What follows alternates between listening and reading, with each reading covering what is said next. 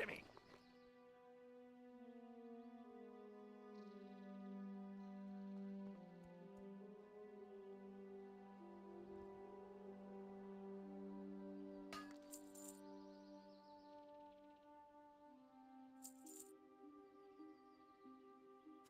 Keep it real!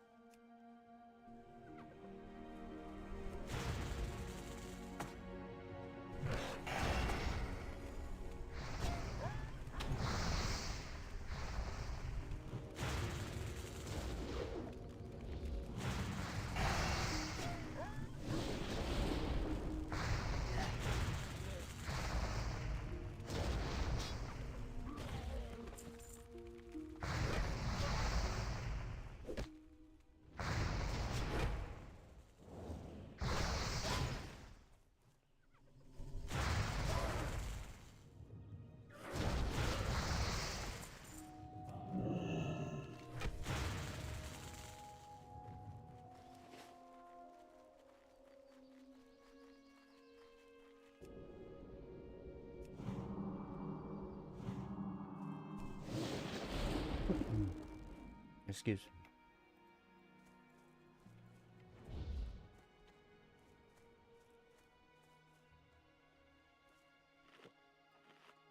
Yeah, I can't sleep, so I think I might do a 12-hour stream. So we've done, I think, like 5 hours. Let's try and get to level 30 and get a mount. Yeah, I tried to sleep, but no. Let's just get to level 30. Oh. You think this person's online?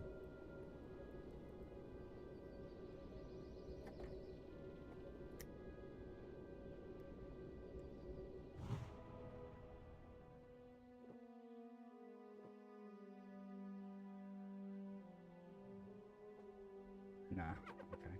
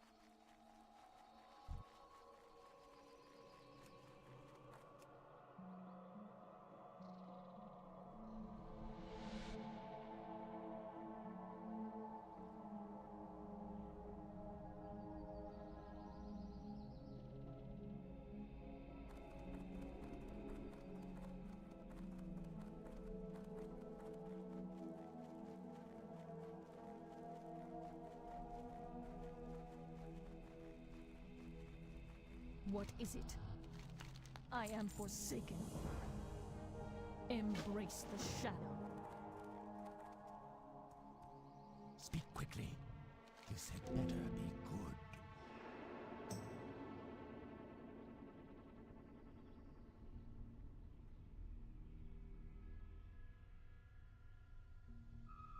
Farewell.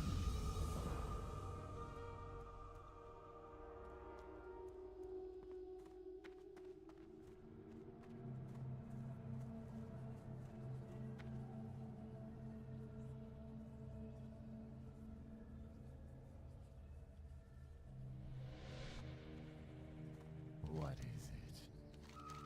Speak quickly. Trust no one. Hey, I'm revered with Amogramar. That's gonna make yeah, I think I'm gonna learn riding with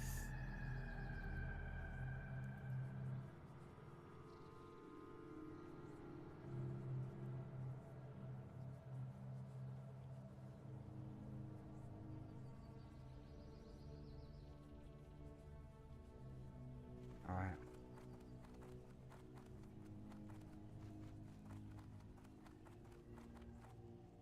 I am forsaken. What now? Dark Lady, watch over you. Okay.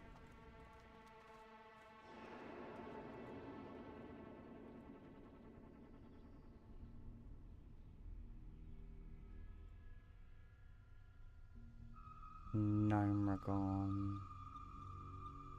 How does one get to Gnomeregon?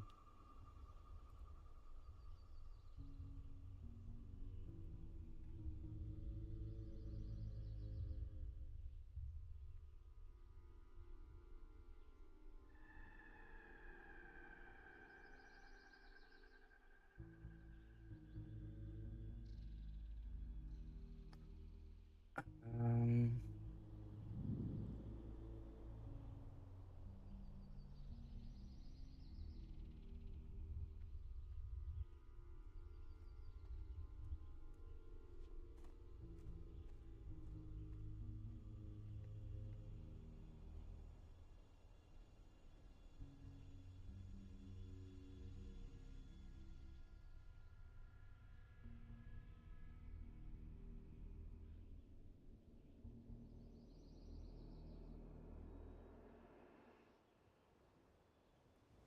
Okay, I'll go to the Arapia Highlands then.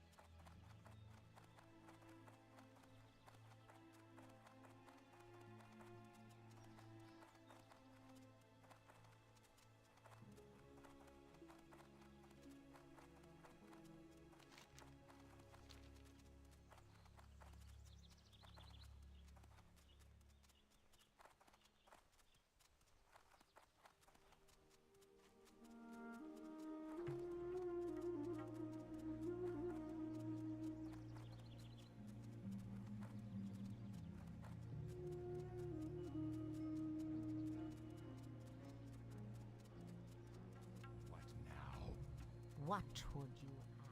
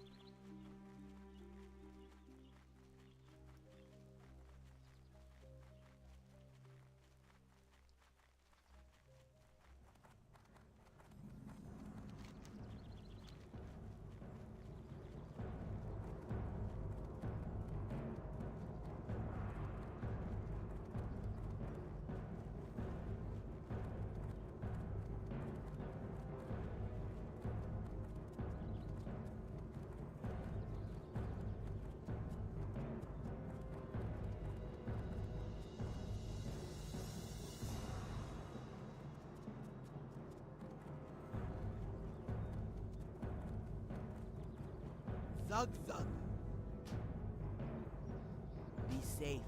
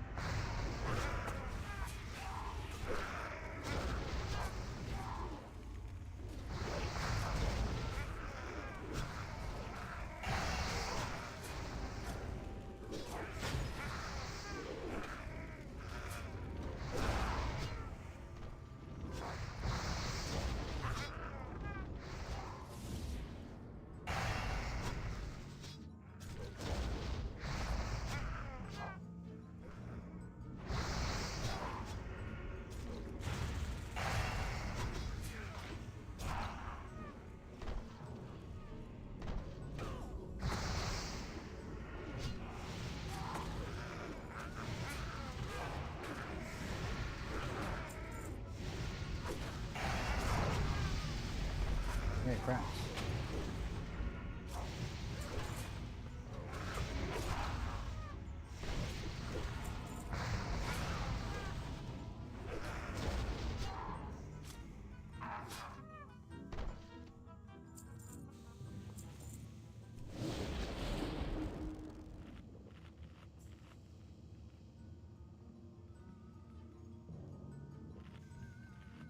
Great to meet ya.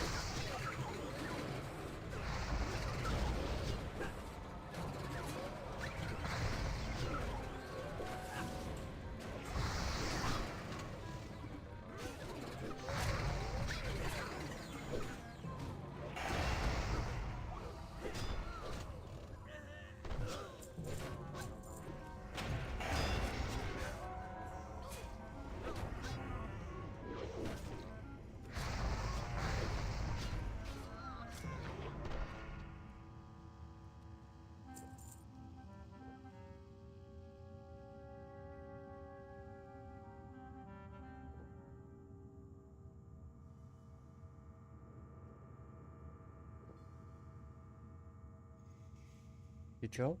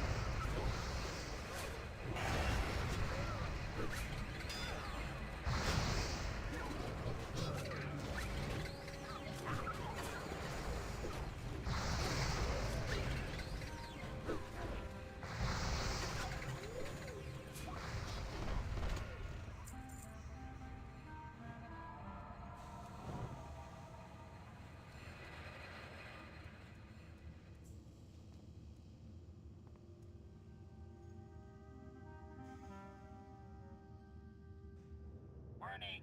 Warning! Intruder alert! Intruder alert!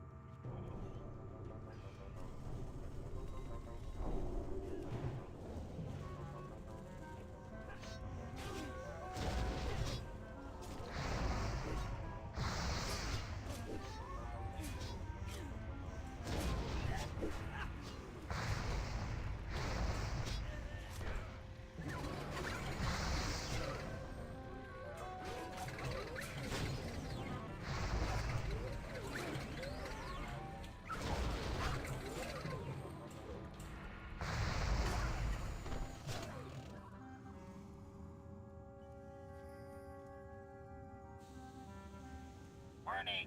Warning! Intruder alert! Intruder alert!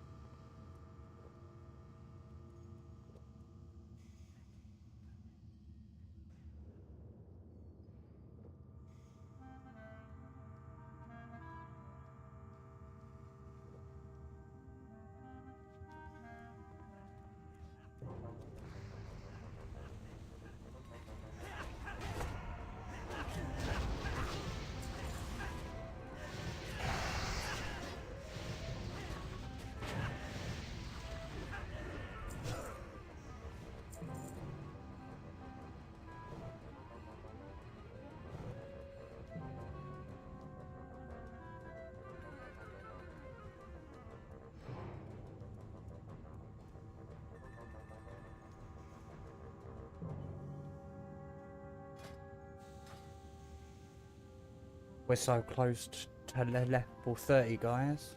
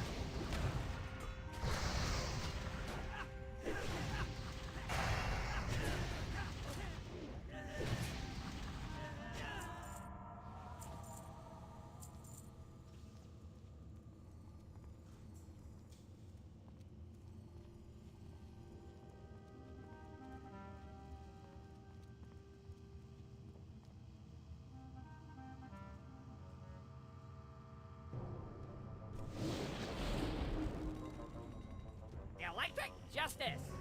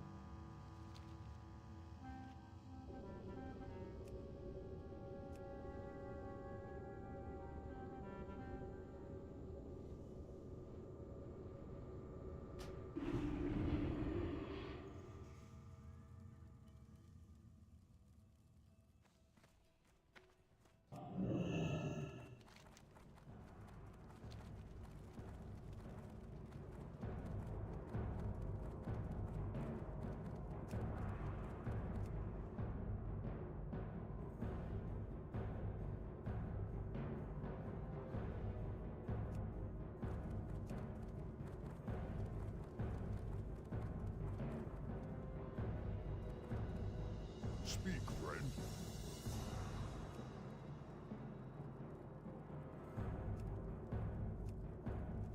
For the Horde. Friend.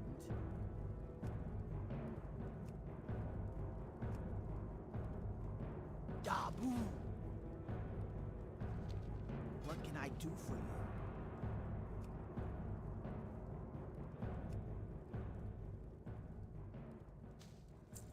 Farewell.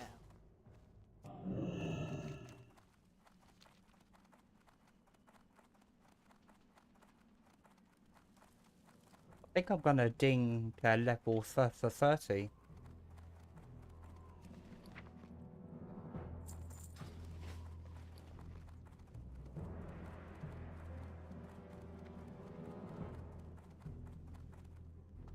Hail.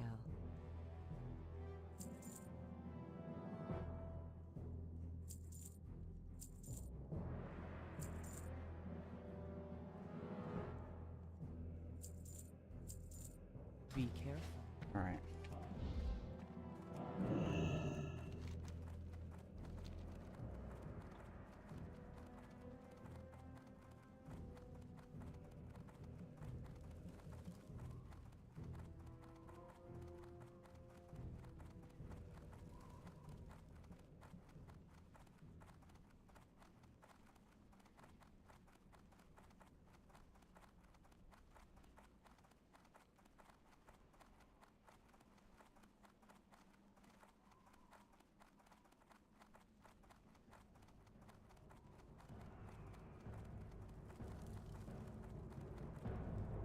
Excuse me.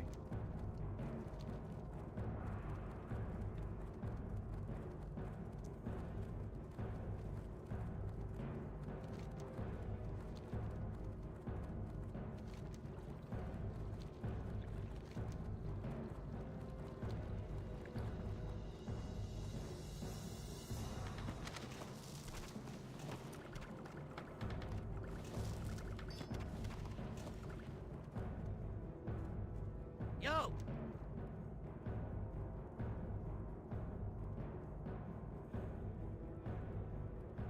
What's up?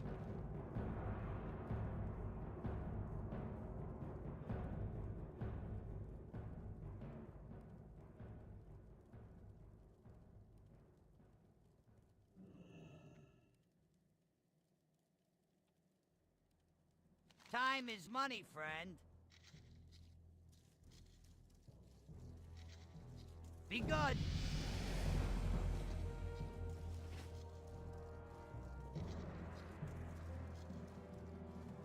Oh, do I have a deal for you? Level 30. Hey, nice. The man, we got some really nice letter upgrades as well. 18 urge agility. Fuck yeah, dude.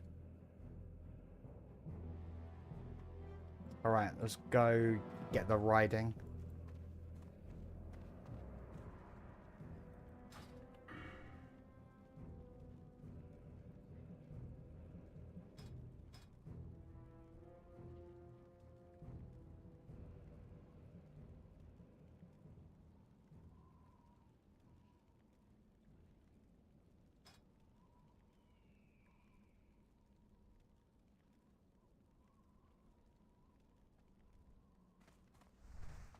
Right. What do you need?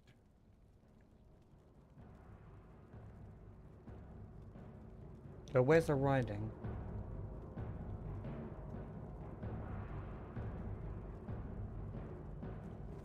For the Horde.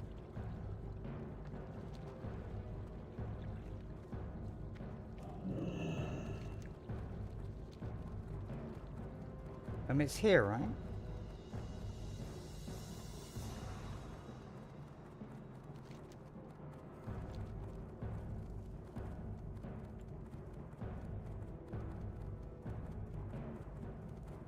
Yeah, here.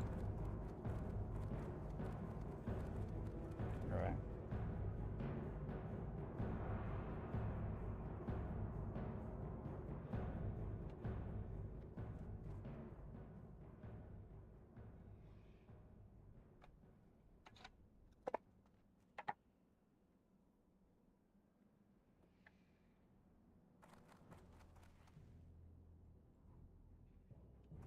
Speak, friend.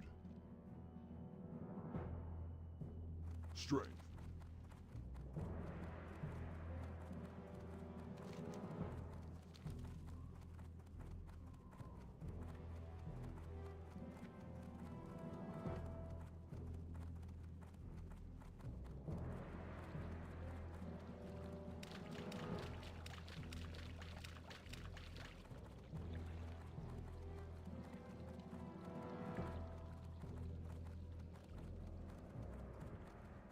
Hmm.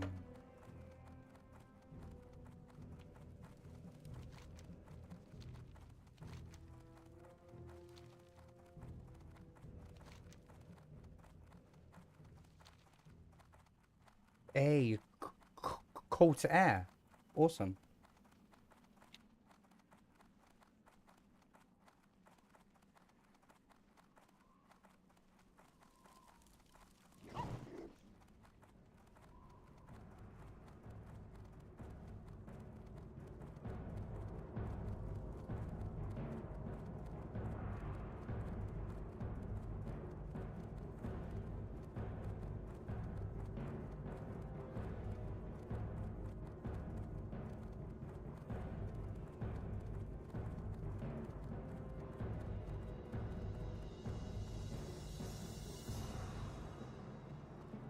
Greetings, traveler.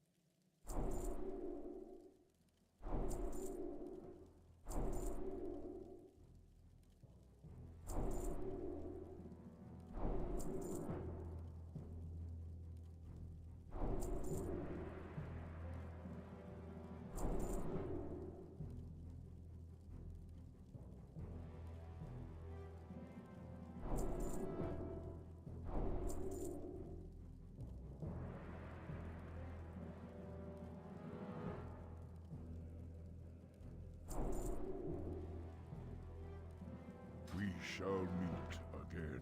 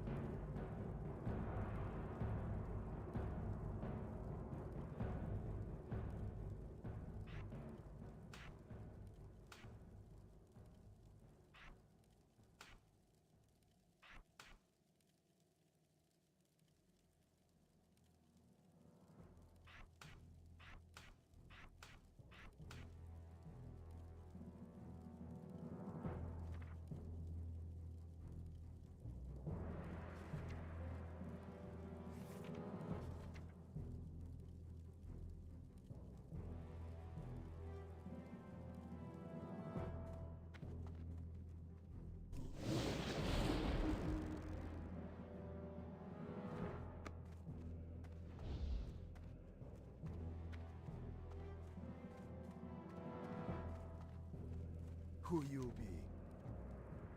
Okie dokie.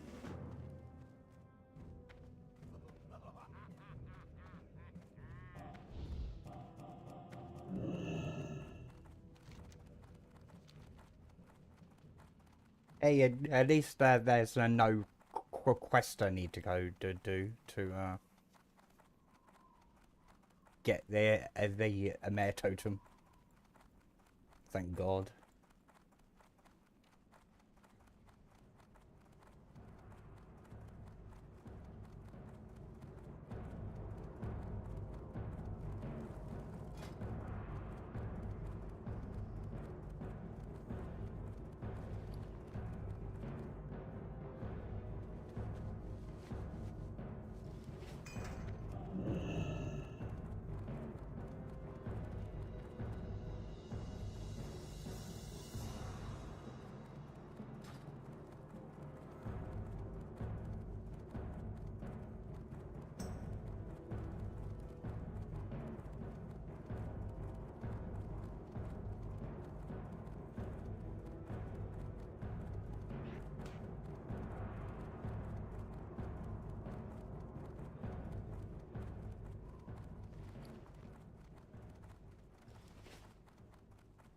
Mukra!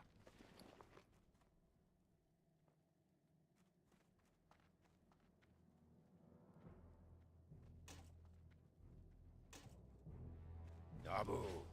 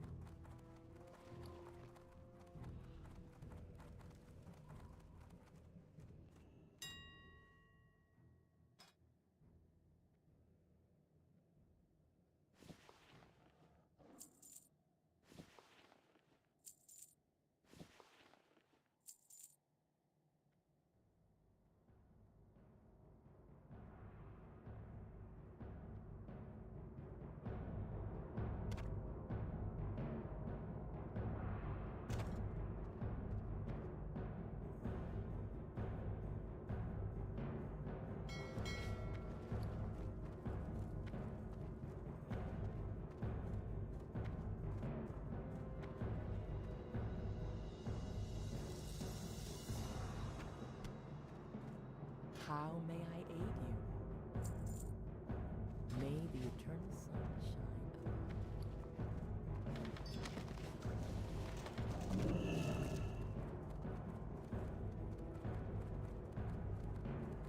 I'm going to the troll village, so let's make some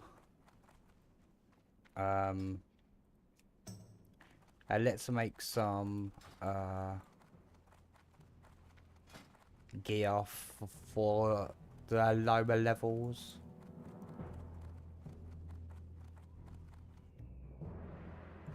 Strength and honor go with honor. Okay, so let's get Tuck. 2 of these.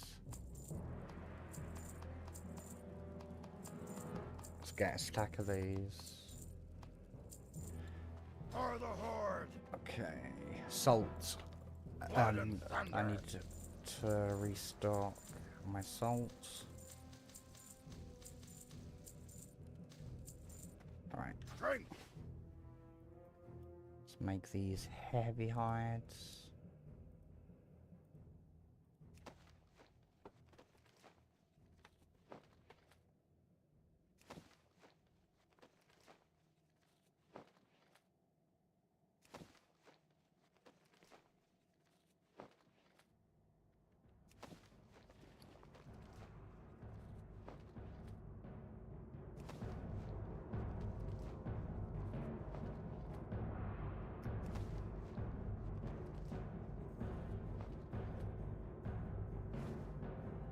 Right, let's make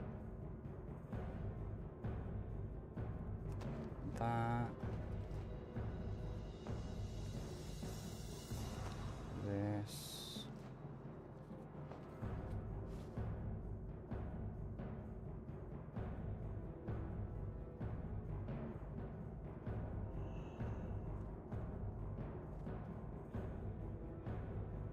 Okay, yeah, that's an upgrade for me.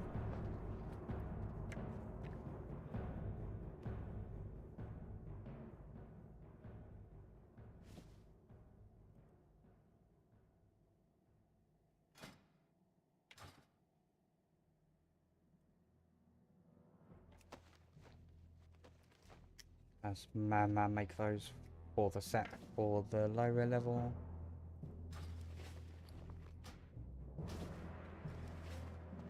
Valhalla!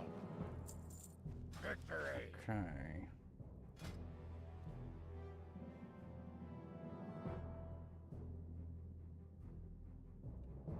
Sure, let's make a pair though.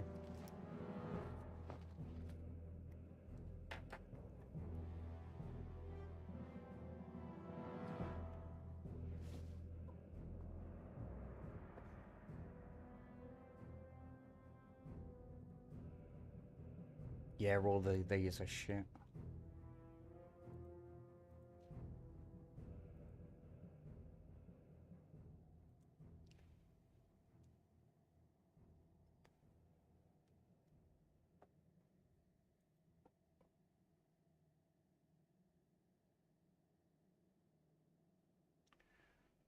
Okay. Samsung. Strength.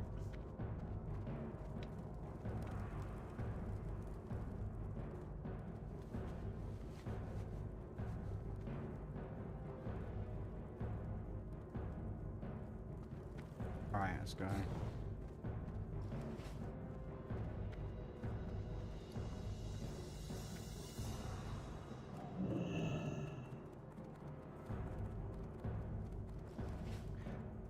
Can I do the belt?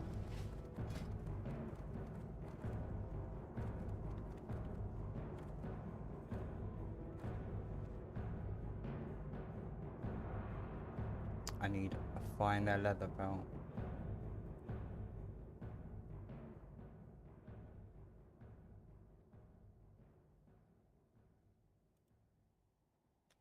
Oh, okay, I can make it. I'll get one more light leather.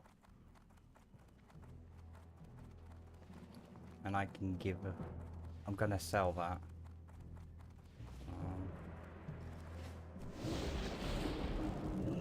Hopefully we come across a hunter.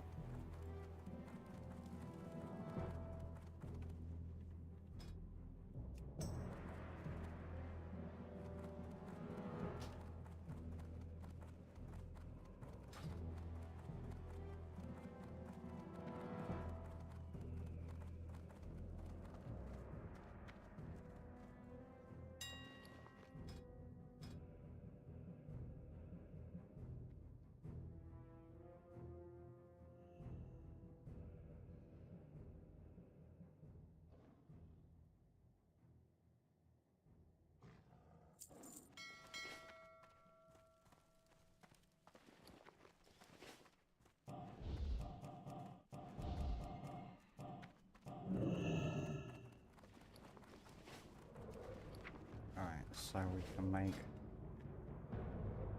the light belt.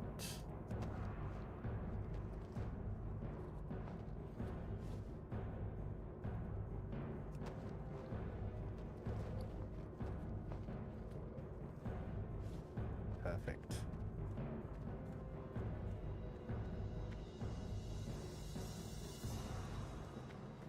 Alright.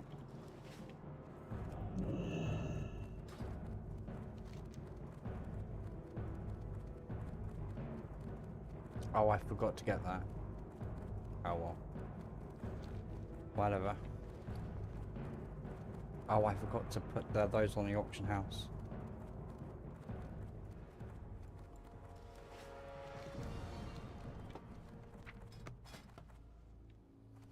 Is there a hunter here?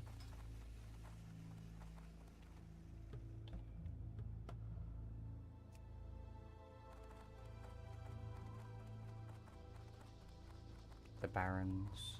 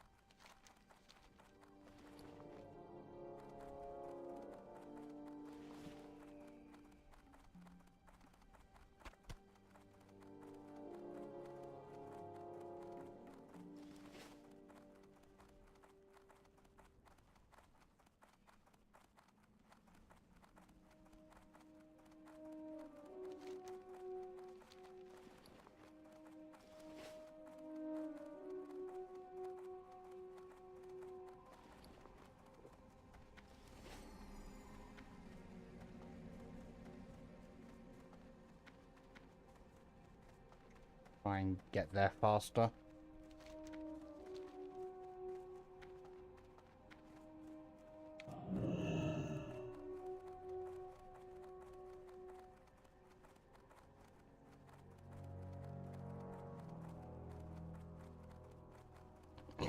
Excuse me.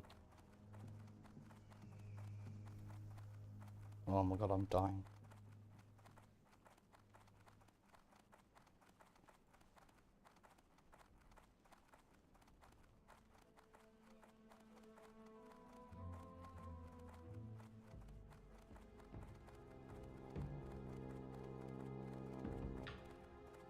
I'll mount up and we'll go to the crossroads. Is this a hunter?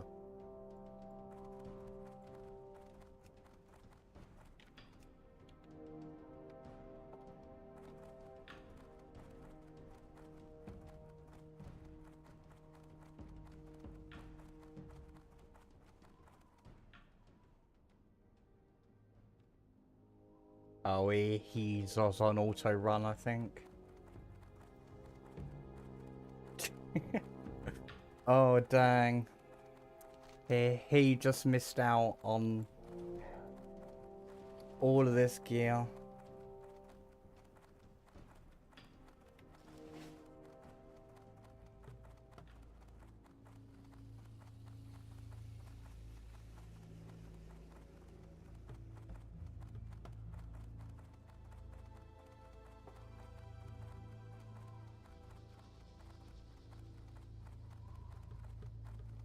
Hey.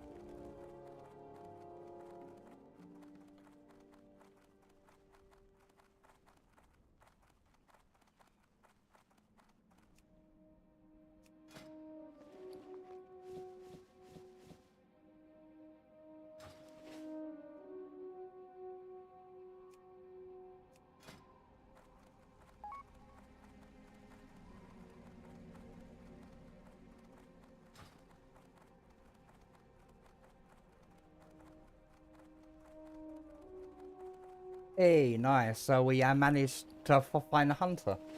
That's perfect.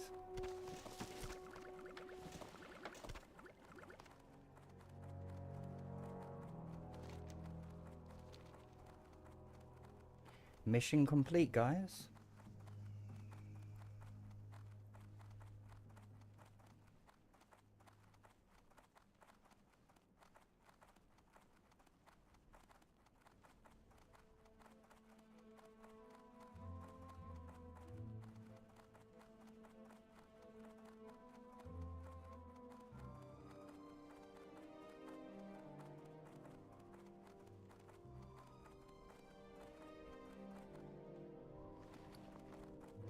Oh no. Do I have enough to get riding?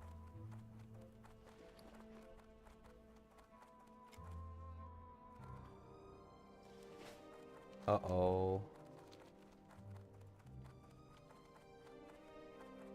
I think I have enough for riding, but I don't think I have enough for the mount.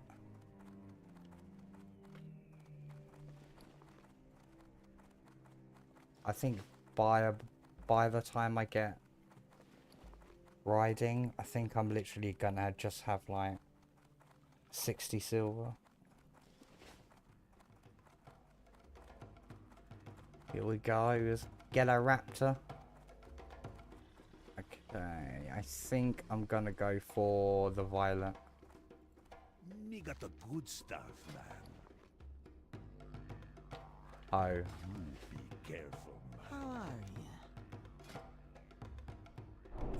How are you? I'm just shy.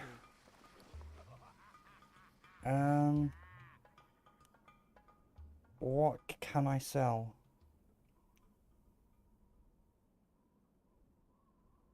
God damn it, I'm like...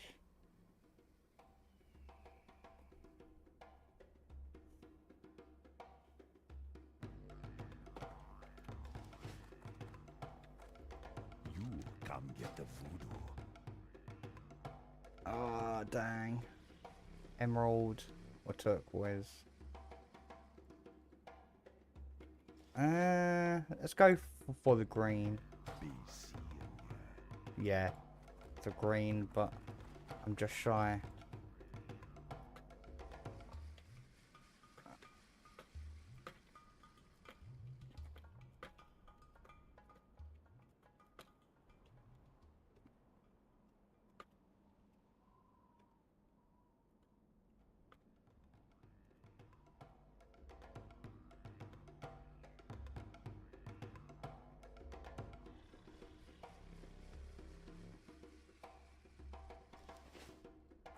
Excuse me. I think I've got the... Wait. Oh, it doesn't have a mailbox here. Are you kidding me? God damn it.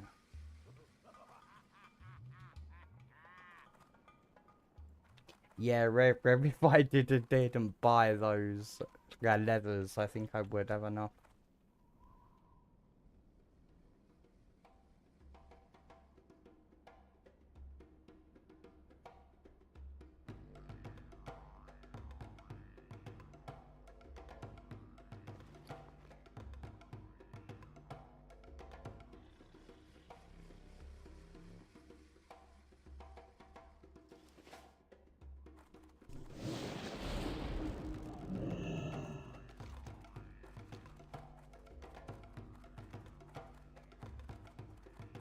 Alright, let's go to Razor Hill. Let's go to the mailbox.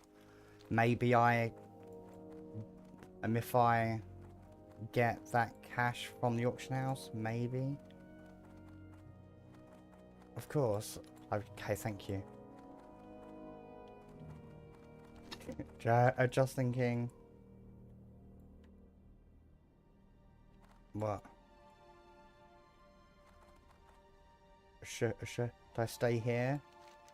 Or should I go to Razor Hill?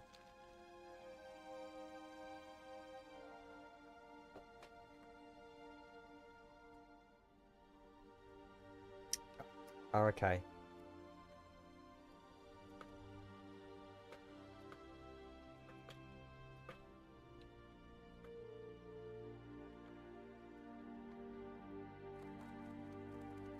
Yeah, he's gonna help me out. Alright, perfect. Thank you, thank you.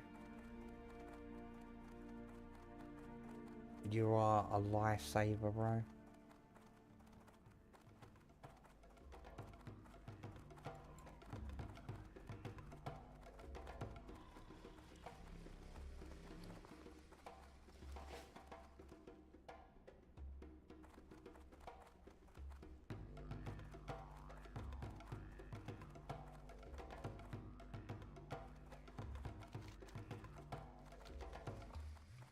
Or I could meet him halfway, actually.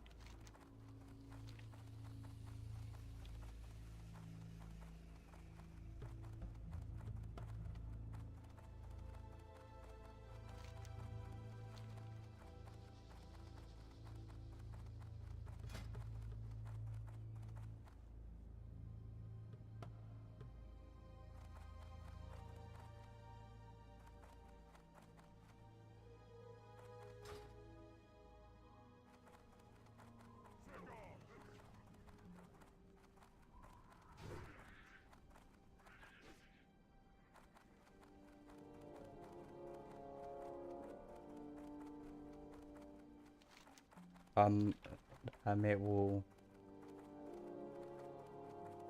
I'll lend the 1 gold regardless because I'm gonna be extremely poor after this.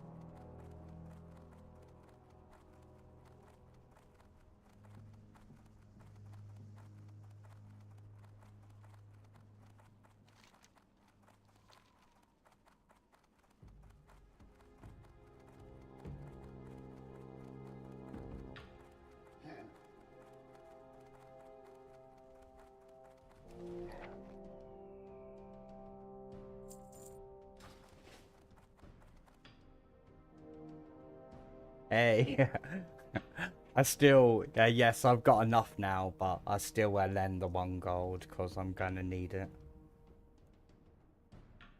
I am so poor now. I'm gonna be that Squidward meme when he's homeless and he has that can.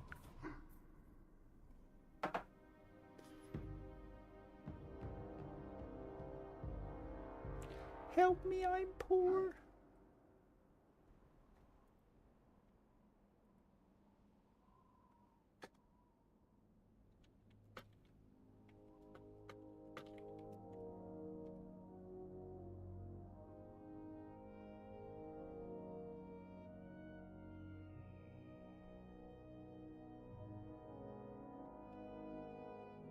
Yeah, man. Randomly cheering. Oh no, no, no, no, no. I'll give you... Here's Here's some apples.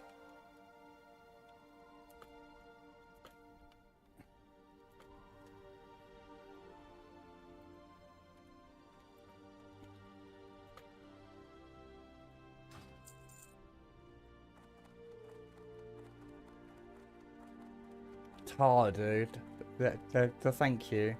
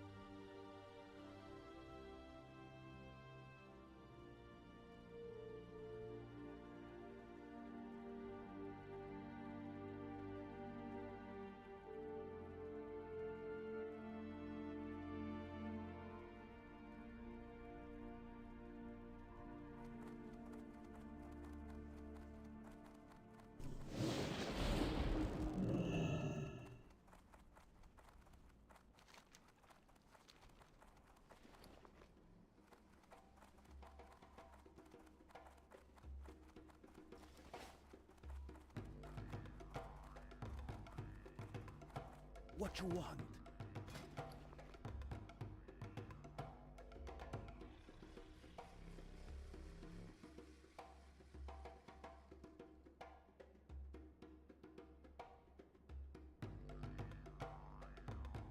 Okay, guys.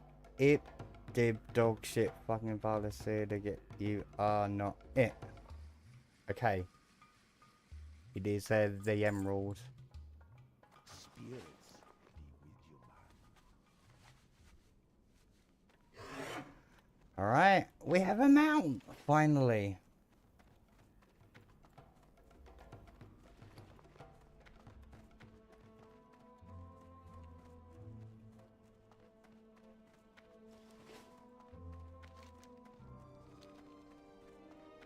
Thank you. We have a mount, guys.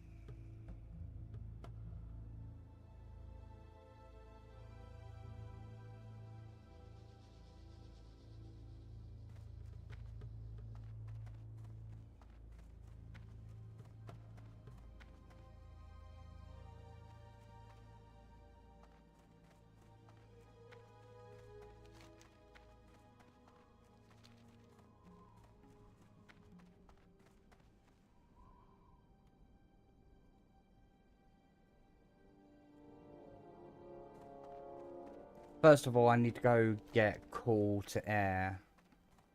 Where's Call to Air again?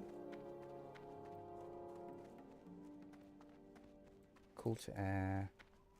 Find in the Thousand Needles. Okay. Let's go to the Thousand Needles.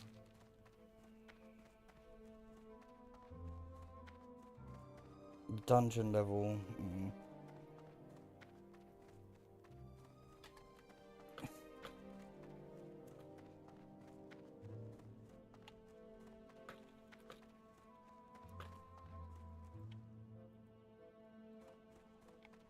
Oh dang, I don't have anything to give him.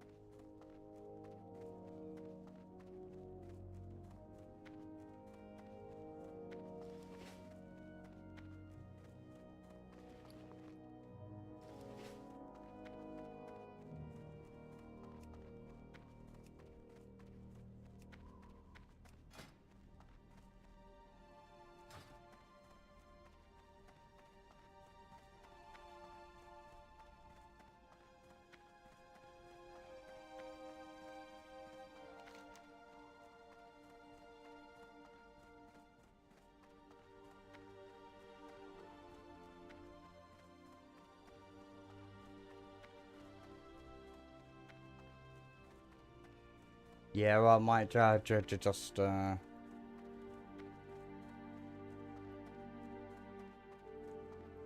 mob grind in the Thousand Needles.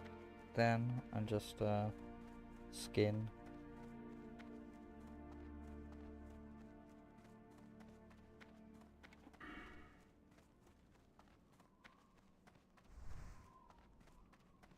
I do.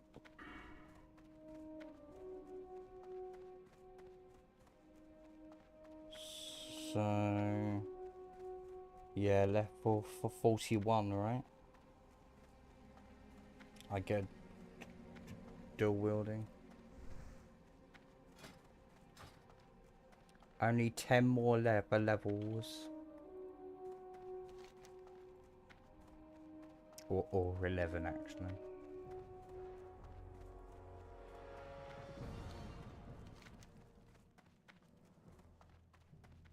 Let's go pick up both of these quests.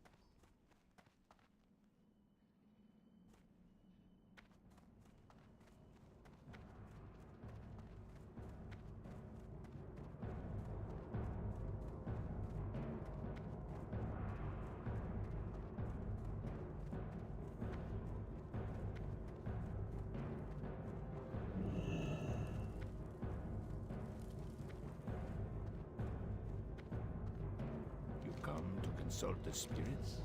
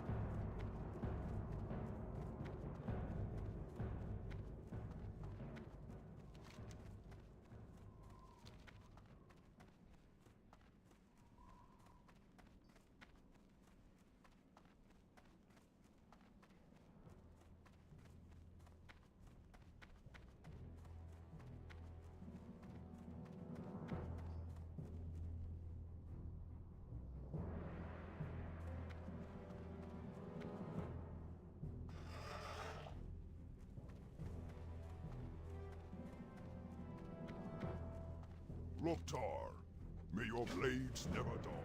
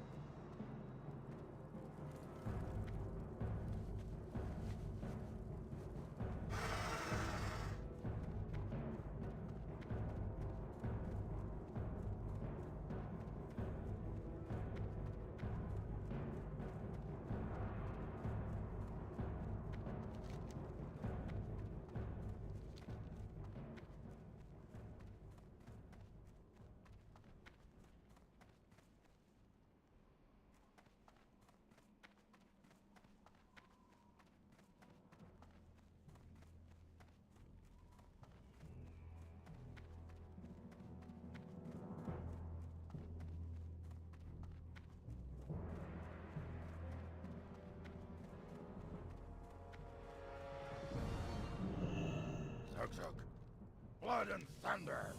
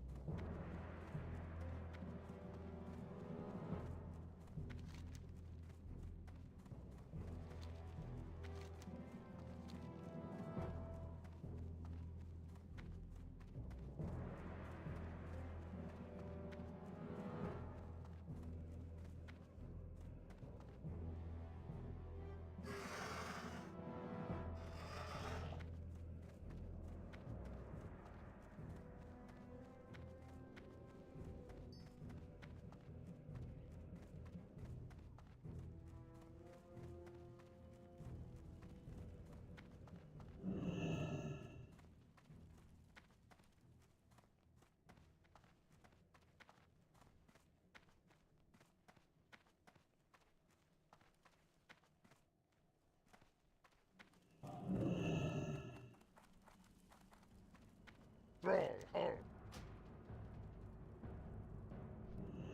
Down.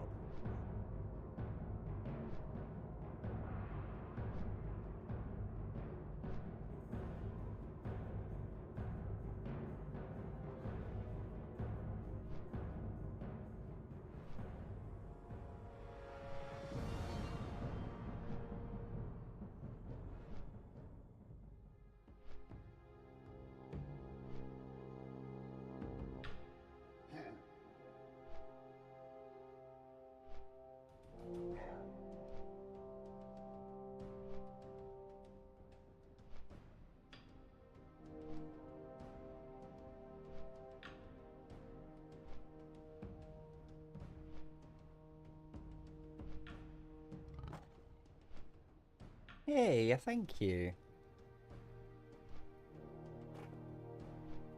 I hope I'm a handsome kitty. How are you, sir?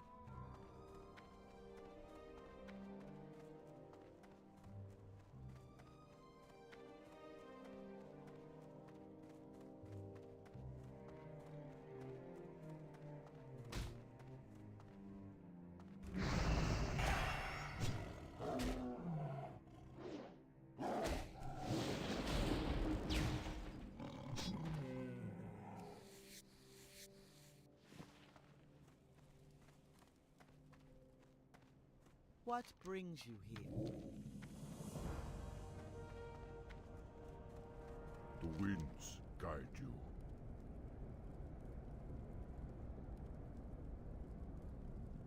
Walk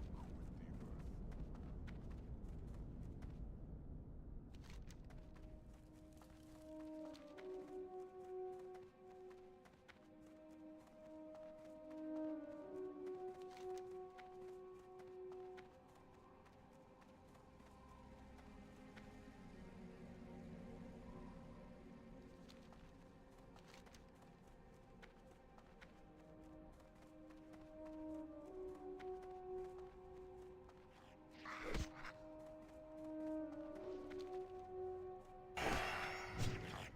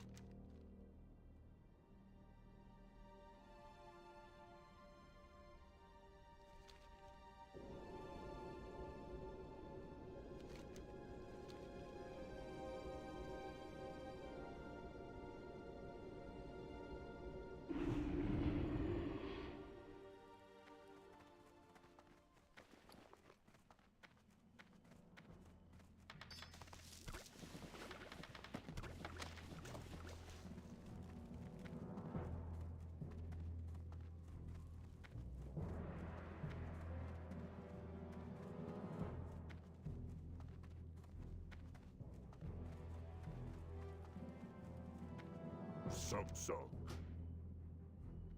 Go for.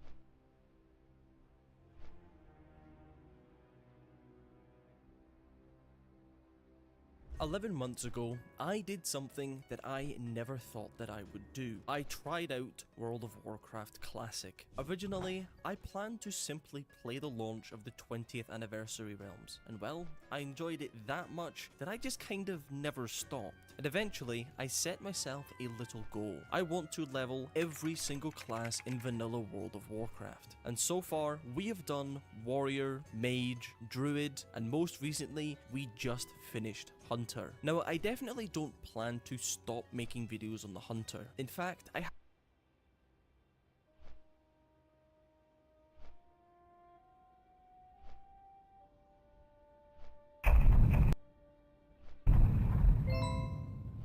Almost 3 years ago, I took my first steps into the world of Warcraft.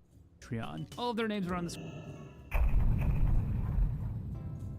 For better or worse, every World of Warcraft expansion has a story, and that story is told to the player through campaign quests, which double as one of the best ways to get to max level, and as we know, max level is when the game really starts. Unfortunately for me, Midnight is the second entry in a trilogy of expansions, and I obviously haven't played through the first part of the story. But don't worry, I did do some brief research, so here's what I've gathered so far. The main bad guy of the story is this hot barefooted mommy named Zelatath. She used to be a dagger, I guess? She leads this purple blob known as the Void in a conquest to consume everything and anything, including the entire planet of Azeroth where World of Warcraft takes place. Her likes include laughing and teleporting away, and her dislikes include moving the plot forward. Do I know who, what, where, when, or why she wants to consume Azeroth?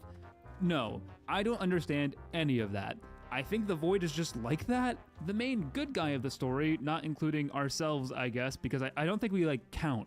I don't think players I don't think they really exist in the story, is Illyria Windrunner, sister to Sylvanas Windrunner, who I remember from Warcraft 3. So that's irrelevant. Illyria, I've gathered, is extremely old, but she also dresses like a teenager who just discovered Hot Topic, so it's kind of like a mixed signal situation. She also has a son named Eretor, who we will be working closely with in this expansion, and boy does that suck. Midnight's campaign starts off with us defending the Blood Elf capital of Silvermoon from a massive void attack. We, the player, are sent all over the battlefield to heal the wounded, go talk to some apparently important people that I don't recognize at all because I just got here, and to obviously kill some void bad guys. And this is where I got my first taste of what World of Warcraft combat actually feels like. You know, when you get past level 30 and you have all of your abilities. And let me tell you, I was very confused. I mean, look at all of these buttons on my hotbar. I just threw those on there or moved them around from their default position because remember, I used the level 80 boost that was included with my purchase of the expansion. So I didn't know what any of this was. So my first step to even figuring out how to play World of Warcraft was going through each of these buttons and figuring out exactly how I'm supposed to be using them. But this was made even more difficult by the fact that I also had to figure out my entire talent tree. Every single class in World of Warcraft has a talent tree, and every single spec for every single class also has a talent tree. And then within all of those specs, there are 2 hero talents to choose from that also have their own trees. There's a lot to figure out here. So to even jump into the game itself, I had to make quite a few choices first. This is a little less overwhelming when you're leveling because you'll only get 1 talent point to spend per level. But when you got boosted, all of a sudden you have 70 to choose from. All of these talents can interact with one another. Some are passive, some give you new active abilities, and there's just a lot to digest here. Normally I'm a huge fan of talent trees like this that let me go deep and create my own builds, but in this specific case, when I just started the expansion, I was a little bit overwhelmed, and I'm not gonna lie to you guys, I panicked. Blizzard somewhat conveniently offers you what's called a starter build that will just pick a bunch of talents that they think are good for new players right off the bat without you having to make any decisions. So I went with that, guys. I wanted to play the game. I didn't have the brain to figure all this stuff out. Yeah, I'm kind of a baby, but you know what? We went with it. In hindsight, I will say that not picking my own talents was a mistake. It took me a lot longer to figure out what a paladin does. Unfortunately, the road bumps didn't stop there, because as soon as I started getting into combat, I immediately realized I had no idea what any of my many abilities do. So I was just kind of pressing buttons and doing no damage and getting very frustrated. This was so many buttons for me to learn right off the bat. But this is coming off a very controversial change where Blizzard drastically reduced the number of abilities every class has. A lot of people are calling the game too simple now, and I'm over here like confused about this. So I feel pretty bad about myself in this moment, but you know, we're gonna get better. I just have to keep telling myself it's gonna get better. The crux of this fight revolves around the ancient source of the Blood Elf's power, called the Sunwell, that Xal'atath wants to corrupt and use for her own dastardly deeds. I don't know why she wants to do this, but we can't let that happen. If you're a Warcraft 3 enjoyer like myself, you might recognize the Sunwell from when it got corrupted by Arthas Menethil to resurrect the Lich Kel'Thuzad. So what I'm saying is the Sunwell is not a stranger to getting corrupted, and maybe they should be a little bit more careful with it. After fighting off the Void and powering up the Sunwell, we get this actually kind of sick moment where the Sunwell fires a beam of light into the Void Storm that's raging above Silvermoon. And this single beam is keeping the invasion at bay, if only for a moment. The reason I find this so cool though is because when you finally leave the introduction scenario and enter the open world, you can see this Void Storm from almost anywhere. It really sets the tone of the magnitude of this invasion and the power of the Sunwell, but it also makes it clear that the safety of the entire city lies on a single defense holding up. So while I still dislike that I'm propped up as this great hero, even though I just got there and I'm still really confused about the story, I can't deny that this moment was cool and it had me excited to explore more of this story, which is perfect because now it was time to get into the meat and potatoes of the campaign and therefore the leveling. Leveling in Midnight takes place in 4 zones. Eversong Woods, a beautiful autumn-colored forest south of Silvermoon, and the Troll Zone of Zul'Aman to the east make up the overworld, while Harandar, a confusing place that I don't understand at all, and the Voidstorm zones are in completely separate areas that require portals to access. Each of these zones contains a main storyline that needs to be completed to progress the campaign, but each storyline can be completed in any order you want to progress the story. And let me tell you, the story and quality of these zones vary pretty dramatically. So I'm gonna have a certified YouTube moment. You are a fast mover. Please have a seat right there. No, not like that, not like that. I'm gonna make a tier list. The first zone I went to was the Eversong Woods because, I mean, just look at it. I want to live here. Progressing through the story is done the same way you do any quests in almost any MMORPG. You go from exclamation point to question mark to exclamation point to question mark, probably ignoring the quest dialogue and then complaining that the story makes no sense. But we're not the same, you and I. I actually stopped to read the quest text. I actually followed the story. I actually let myself become immersed in this world, and I didn't really care for it. It was really boring. In the Eversong Woods, we work with Erator to investigate the fallout of the Void invasion, which includes finding a town that's been taken over by a cult of people who are like, oh yeah, I love go Void, look at the Void's feet.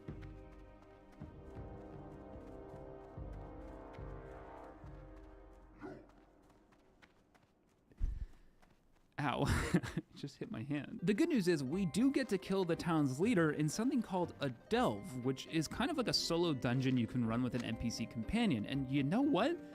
I kind of really liked it. The delve itself didn't blow me away with how fun and crazy it was. It was actually really easy and took more time than I thought it should, but having a safe place to get better at my class and see what kinds of mechanics dungeon bosses might have was super cool, and it's exactly the kind of thing I think leveling should do in an MMORPG. Show you the ropes without you inconveniencing other people who already know how to do things. Turns out there are a ton of delves in Midnight, but I'm a big fan of the campaign leading me organically right to one. And speaking of dungeons, while in Eversong, I also decided to do the one dungeon in that zone, Windrunner Spire. This dungeon isn't a part of the campaign story. There's actually a few side quests that lead you there, but I thought that the sooner I get into tanking, the better. This dungeon has you follow the ghost of, sorry, what's that? You don't care about the story of a random dungeon in a World of Warcraft expansion?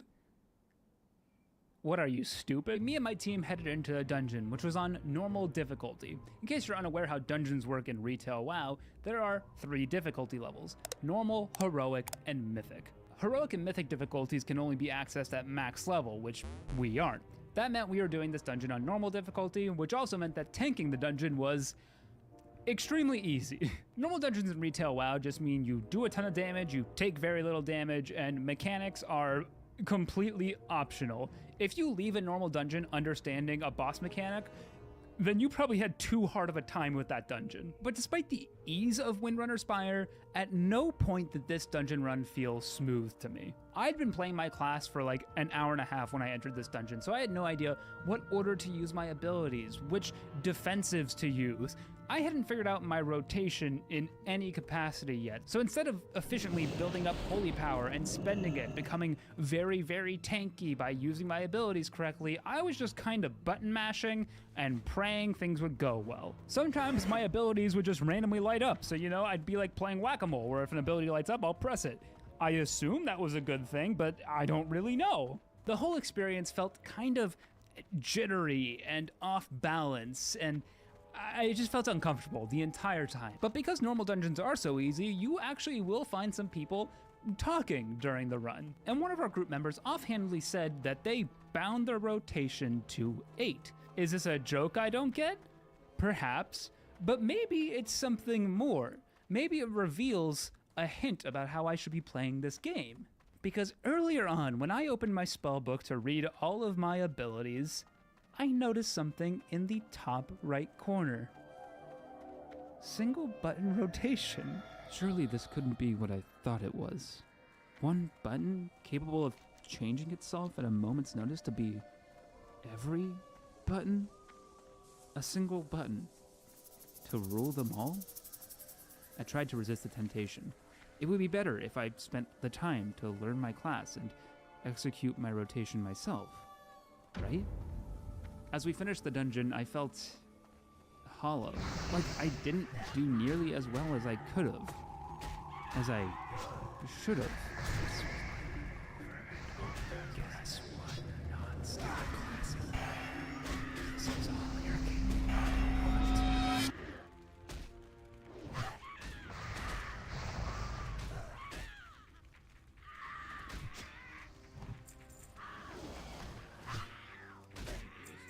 At the end of the day, I was happy to have my first tanking experience, but it showed me I had a lot to learn because I knew things would eventually get a lot harder.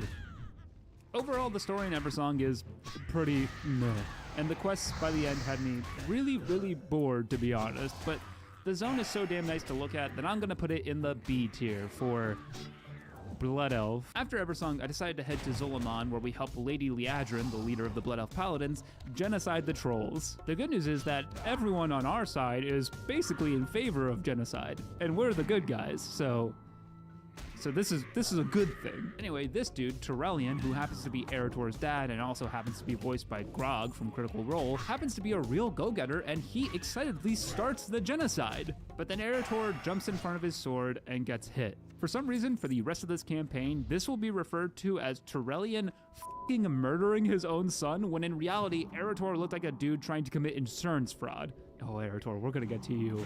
I wish you died. We spent the rest of our time in Zolaman making friends with the trolls, helping them reconnect with their version of gods called Loa, and getting very flirty with their leader, Zoljara. Unlike Eversong Woods, this story was actually really interesting to me. I would call it easily the best of any of the zones in Midnight. Meeting these people who have been in conflict with the Blood Elves for thousands of years, working through that and learning more about their civilization and religion was super interesting to me. Zoljara's brother, Zul'Jan in particular, made for a great character, representing the opposite viewpoint of So Zoljara. close. He still God damn resented it. the elves for the centuries of bloodshed they caused, and he didn't want to reconnect with the Loa because he felt abandoned by them when they needed them the most. It's a viewpoint we see shared by a good amount of the Amani trolls, and it's really easy to sympathize with. It's a level of depth that is not present in any of the other zone stories, not even a little bit. The bad guys in these stories are too frequently cartoonishly evil to the point that there isn't any way to make them realistically morally gray, and the good guys are just exhausting with how good they are. So the nuance brought to the story by a character like Zul'Jan was awesome, and for that reason, Zolaman ends up as one of my favorite zones, despite having one of the worst cutscenes I've seen in any game. Despite that, Zolaman is easily going in S tier for, man, I love the trolls. The final two zones, Harandar and the Voidstorm, are tough, because I hated them. Harandar is home to a new playable race called the Harandir. They actually live below the roots of the world tree Teldrassil. If you're a classic player like me, you'll recognize Teldrassil as the Night Elf starting area and the home of Darnassus, the capital of the Night Elves. What you might not know if you're a classic player like me is that something happened to Teldrassil. Burn it!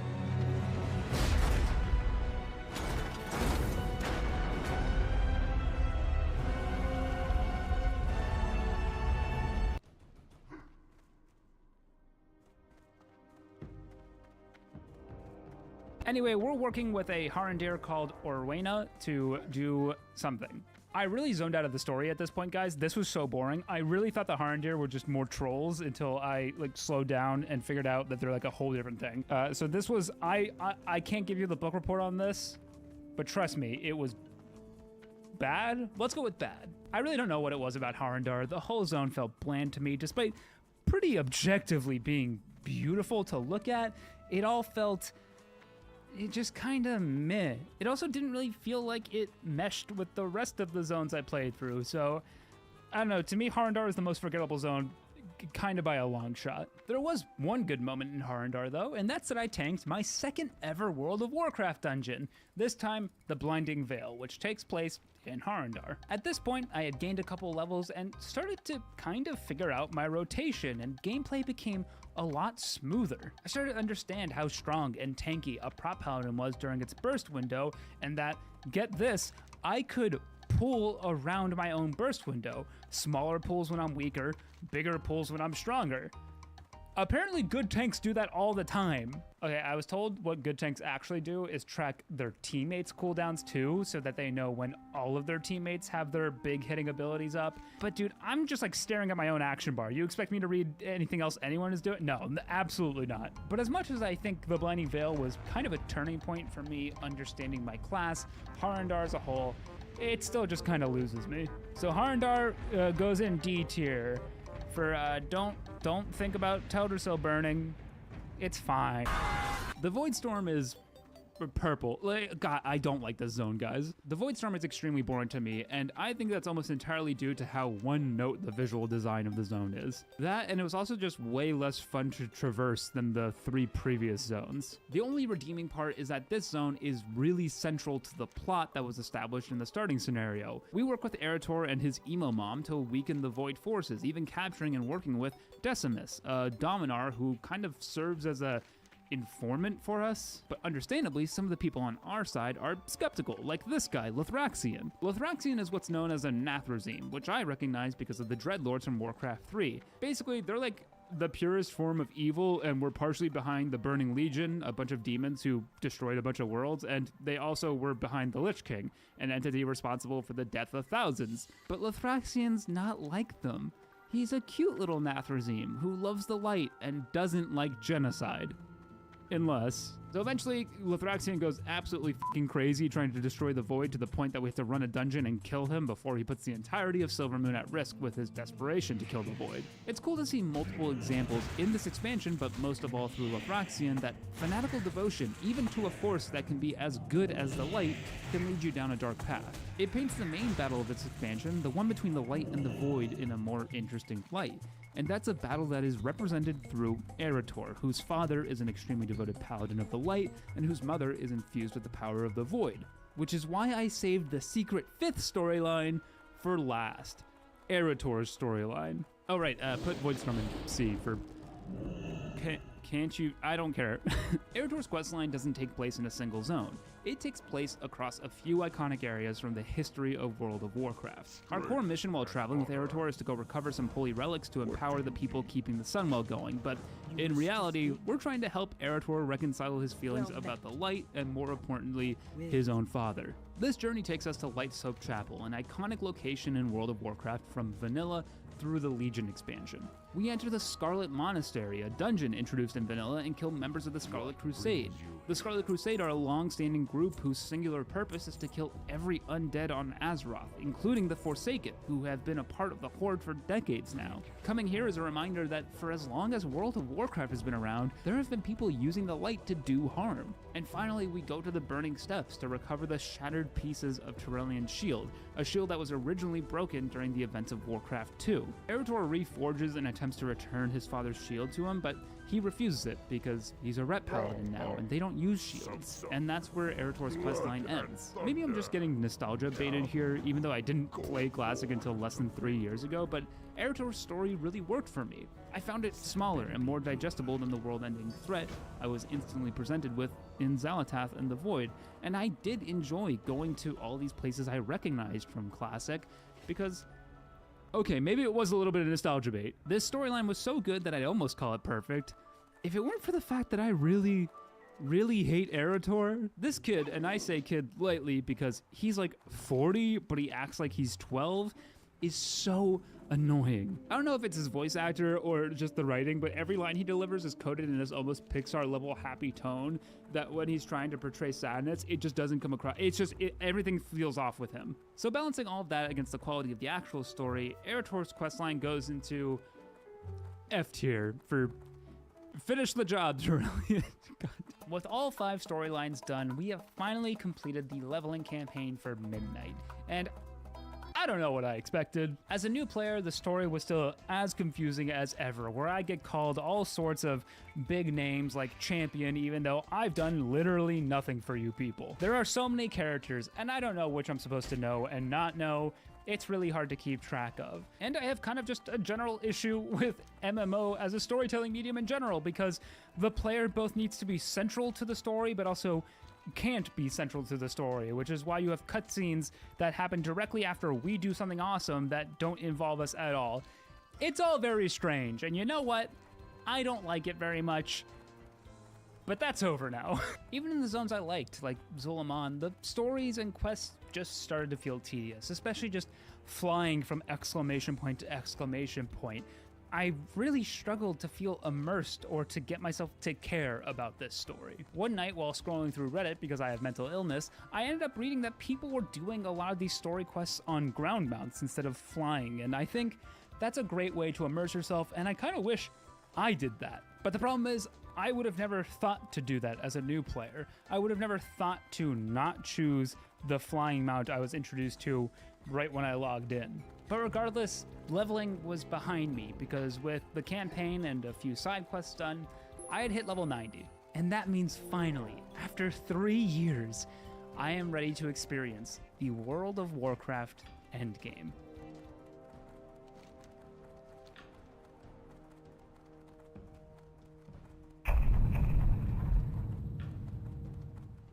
Okay, I actually don't know what to do now. That's me not long after I hit level 90 in World of Warcraft. The moment I realized that the content I expected to be doing, like the Voidspire raid and Mythic Plus dungeons, wouldn't actually release for another 2 weeks. You see, World of Warcraft has content released in phases, and the start of the expansion is apparently called the pre-season. This is actually a reference to how meat tastes before you season it, because it's really f***ing bland. Season 1 starts 2 weeks after the expansion launches and brings with it 2 raids, the single boss Dream Rift raid and the Voidspire, my main objective. It'll also start the Mythic Plus season when I can start working towards my 2000 raiding goal. So I have to spend the preseason getting my character as geared up as possible so I'm ready to go when that content actually comes out. That means getting this number as high as humanly possible. This number is my item level, and it is quite literally the only thing that matters in this entire game. All item level is a measure of how powerful your items are, but despite its simplicity, I hate this number with the burning passion of 1,000 suns. But we'll talk about that later. For now, let's just make the number go up. Weirdly, despite my hatred for item level, I did start to get a little bit excited. This preseason reminded me a little bit of when I think Classic WoW's endgame is at its best.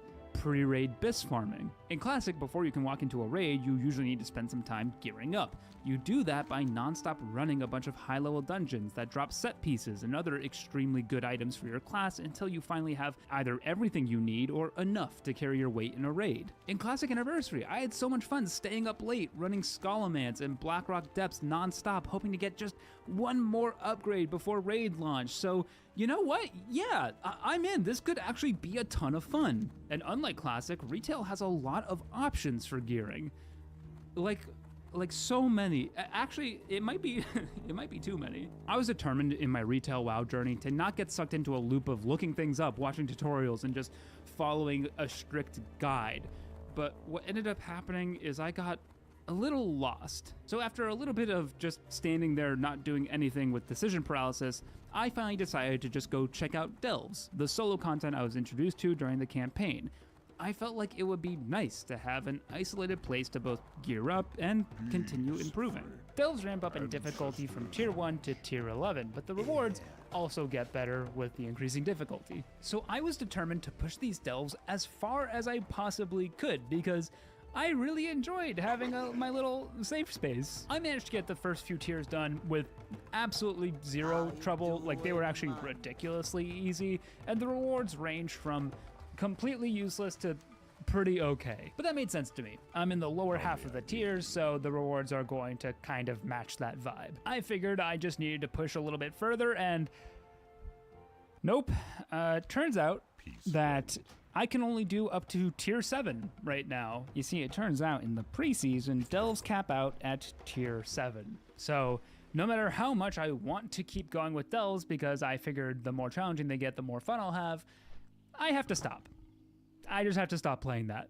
I did run tier 7 a couple more times, but it became clear to me that that was going to be a pretty pointless endeavor, so I decided it was time to look for something other than delves to do. I did decide to look up what the rewards would be like from delves when I could do the higher tiers, and I learned about something called bountiful delves that will give me really good rewards when the season starts, so at least I have that to look forward to. So I shifted my attention to something that was littered all over my world map: world quests. World quests are these special world events that you can clear and then they'll change every few days. Some of these world quests will give you 220 item level gear, which for me is a big upgrade. So I flew around doing a few world quests, specifically hunting down the ones that would give me item upgrades, but I pretty quickly ran into two issues. The first issue was that this was horribly boring to me.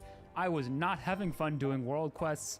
It felt genuinely like a chore. I think this word is horribly overused, especially by me, but they felt like slop. My brain was turned off while I was doing them, and not in the fun flow state way that you can sometimes get into when you play MMOs, but more in the like, wow, I really wish I was doing something else right now kind of way. The second issue is I very quickly ran out of rewarding world quests to do, and I would have to wait almost 3 days for new world quests to pop up. So once again, a system I was interacting with has locked me out of progression. I mean, at least with delves, I could technically keep running the delve, but with world quests, that was just over. I can't say I missed it too much though, because come on, God, I did not enjoy the world quests. It was just very shocking to me to play a game where so much would just become locked to me after I had interacted with it. I hadn't really experienced something like that in something that wasn't like a mobile game, so it got me pretty frustrated, I'm not gonna lie. Option number 3 for gearing was the brand new prey system a friend told me about.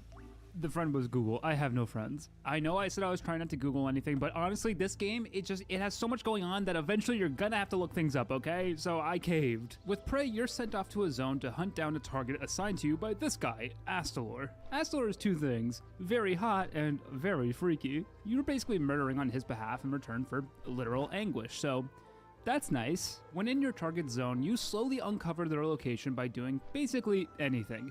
Killing monsters leads to hunt progress, doing world quests leads to hunt progress, disarming traps left by your prey leads to progress. It's actually a great system to have active if you're planning on doing things in that zone anyway. The only catch is that your prey can ambush you at any time you're in that zone. My first couple of preys were very easy. Like, actually a little too easy. The final fight against your prey takes absolutely zero thought, and what I thought would be the difficult part, the random ambushes, were unbelievably predictable, so I was able to save my heavy hitting abilities, Avenging Wrath and Divine Toll, for those moments to quickly get rid of them. But the worst part is that after completing 2 hunts, it stopped giving me gear.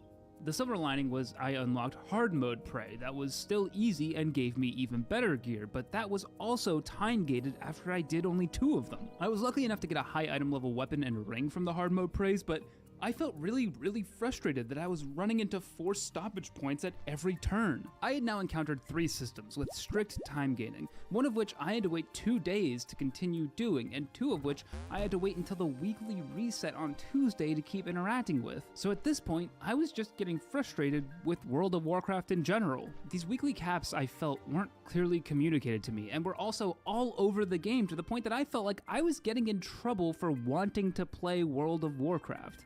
When I asked some actual friends what I should be doing now that I had been locked out of some of the better gearing options, they all agreed that the best move was to make an alt, a new character to take from level 10 to the max level to fill the time between resets. There are 2 reasons I would want to do this. The first is obvious. I would be able to do delves, prey, and world quests again while getting meaningful rewards, just on a different character. But the second reason is that I could take that character from level 80 to 90 without doing the campaign. Instead, I could complete side quests in each zone to gain renown with that zone's faction. Renown is gained by doing basically anything in a zone, like world quests, side quests, discovering scenic locations, etc. There are tons of cosmetic rewards for each level of renown you reach, but importantly, each of the 4 major factions of the expansion also give you a free piece of high-level gear at certain renown levels, which basically means whether I like it or not, I'm going to be doing the side quests in every zone, so I might as well level up an alt while I do them. So that's what I did. I spent the rest of the week taking a rogue from level 1 to 90, doing every side quest along the way once I hit level 80, and eventually, I hit the renown for a beautiful new necklace, trinket, helmet, and belt. Conveniently, those items were available to both my rogue and paladin, so I geared up 2 characters for the price of 1, and any other alts I make will have access to this gear right away. And with that, we had reached the end of my first full week of World of Warcraft, the first week of the preseason. And it was, you know, I wanted this video, especially this portion of the video, to be about my progression through World of Warcraft. And trust me, I was not coming in here to make some sort of hit piece on how World of Warcraft sucks. And I don't really think it does, even right now. But it's so frustrating that at every turn, the game seems to have fought against me playing it, fought against me deeply interacting with a system, preferring me to instead have a really shallow and kind of short experience. To be absolutely fair, this might be an issue of my expectations going into the game, but at the end of the day, all of these weekly caps made me feel like I was playing the game incorrectly. But what really frustrates me is that if my expectations were wrong going in, a week later, after playing the game kind of a lot, I still don't know what World of Warcraft is.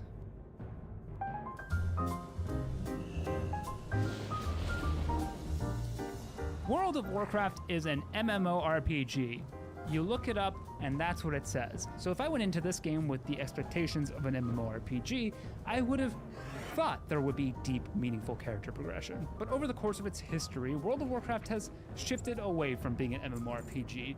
This is best exemplified in the way its leveling system has both been sped up to the point of being trivial, while also being so bad that it feels like it takes forever. For that reason, you'll often hear people say that World of Warcraft is more of an ARPG, like Path of Exile or Diablo 2. And at first glance, that kind of makes sense. The game is all about this big, fast-paced, smooth combat that feels really, really good. But the more I've been playing the game, the less I see how that makes any sort of sense. I play a ton of ARPGs. My last video on this channel was a 1-hour video on Diablo 2. But if you've ever played an ARPG, you know that there is much more meaningful progression in those types of games than there is in World of Warcraft. Even as that genre has moved to be more seasonal, you can still deeply and freely invest your time into your character, expressing your playstyle through your build.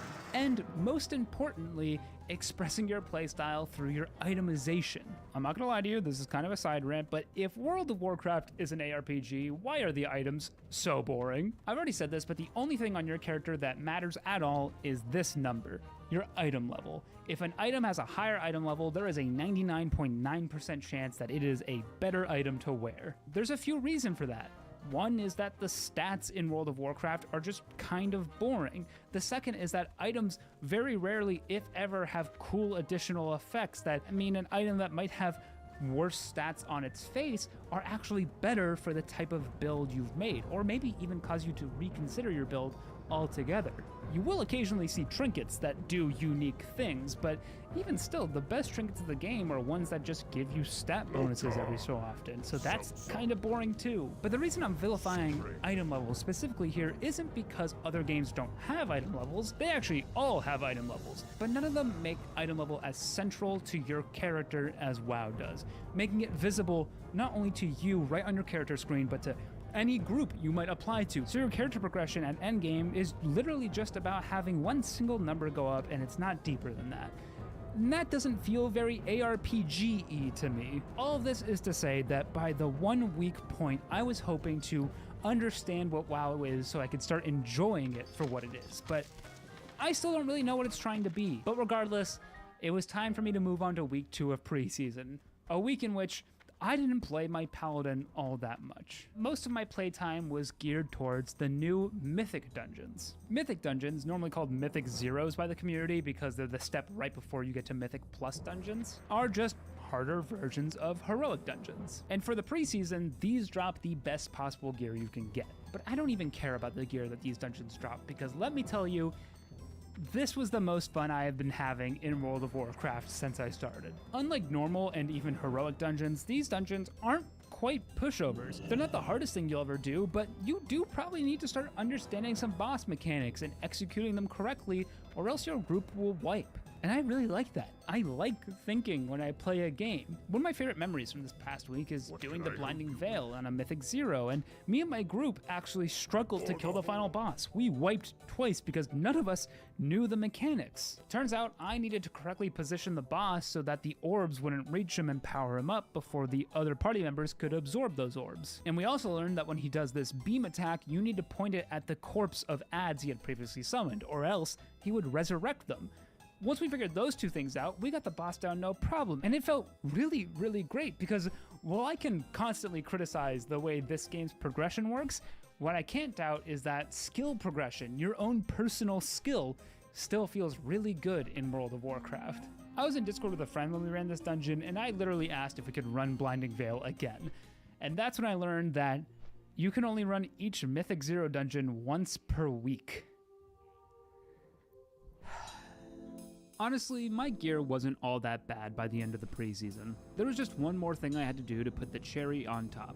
Get someone to craft me a new weapon. World of Warcraft has tons of professions, it always has. There are gathering professions like mining, herbalism, and skinning. These are straightforward and they make you some easy money while you're going around the world questing. The gathering professions feed resources to people who decide to go with crafting professions like blacksmithing and leatherworking. These professions create powerful gear and enhancements, some of which are even best in slot early on in the season. Unfortunately for me, these crafting professions are extremely fucking confusing.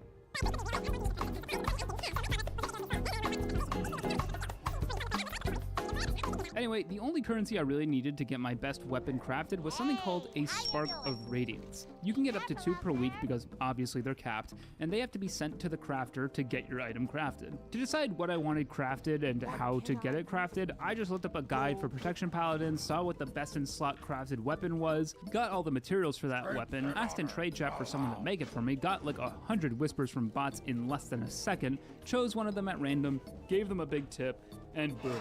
I had my best in slot weapon, and all it took was just so much confusion and frustration. This system really turned me off to the game, guys. It's so crazy that I'm lucky enough to have some close friends who play this game to lean on when I have questions without getting sucked into a pit of 30-minute YouTube tutorials, but even still, this was all so exhausting. I can't imagine being someone with no connections to World of Warcraft trying to figure any of this out. In any case, at the time I'm recording this, Mythic Plus comes out tomorrow, so I'm excited to just finally get to experience World of Warcraft for real, for the first time.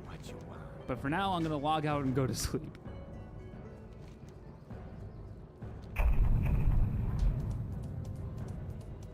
You know, when I started this video 2 weeks ago, I expected to spend maybe 2 or 3 weeks total just playing a lot of World of Warcraft so I could tell you guys, hey, I did so much in the World of Warcraft endgame. It actually is fun. Come play it. And you know what I've found is that it's week 3, and I haven't even really played the endgame yet. Is this on me for not looking at the endgame calendar and seeing that Mythic Plus doesn't release until for some reason 1 week after the season begins? Maybe. But let's not talk about that. Instead, let's focus on what we can control, and that's that I have another week of Mythic 0 in front of me, and I really liked Mythic 0, so that's cool, and that the raids, both the Dream Rift and the Voidspire, did launch, so at least I can start working on that. There's also the release of Nightmare Prey, the 3rd difficulty for the Prey system, which I've been kind of enjoying, albeit finding it pretty simple, so maybe that will also bring a new challenge and maybe even some new upgrades for me. So you know, despite my disappointment, I actually feel kind of excited for what's to come. My first stop was to try out the new Nightmare Prey system, which I'm sorry to report is also extremely easy. I don't know if it's just because I'm a tank, but I had absolutely no trouble. My health never even got below like 90%, so this was stupidly simple. I did decide to do this hunt though while just kind of exploring the world, mining some minerals for money and doing some extra world quests for some reason. And I did enjoy Prey as kind of like a little side dish. And that actually led me to discovering something completely new. I killed a rare mob and was rewarded with 50 coffer key shards. I don't know what those are. Actually, if I'm being totally honest, I was upset when I got them because I swear to God, my brain couldn't handle any more currencies. But actually, these ones are good. It turns out these coffer key shards, when you get 100 of them, turn into restored coffer keys that you use to open chests at the end of a bountiful delve to get the increased reward. So these, for me, are one of the more exciting parts of the expansion launch. Sorry, I meant Season 1 launch, but I guess it is kind of the expansion launch in a lot of ways. Finding these had me actually excited to keep exploring and doing things around the world, because now I had made the connection. You do things around the world, you get coffer key shards, you go do a delve. That's a gameplay loop I can actually get behind. My Nightmare Prey fight also ended up giving me coffer key shards and a weapon downgrade, so thanks, Prey. But I didn't care. I just wanted to collect as many coffer keys as I could so I could run a bunch of delves. So that's what I did. I finished a second Nightmare Prey for another downgrade, realized I was once again capped on getting the best gear rewards for that, in less than an hour of playing by the way, and decided to try my luck at some of the bountiful delves. And on my very first run, I got a 250 item level wrist upgrade. This hit my system like a literal drug. Listen, I know I criticize the item level system a lot, and I'm probably gonna keep doing that, but at the end of the day, I have the same caveman ooga booga brain that you all have. I see a number go up, and it makes other things go up. No. So at this point, despite all my doubts and frustrations from the week before, I was fully bought back into World of Warcraft. I was ready to make that number go as high as it needs to for me to tank the Void Spire. So I decided to set myself an item level goal. And to pick that number, I asked the only person I knew I could trust.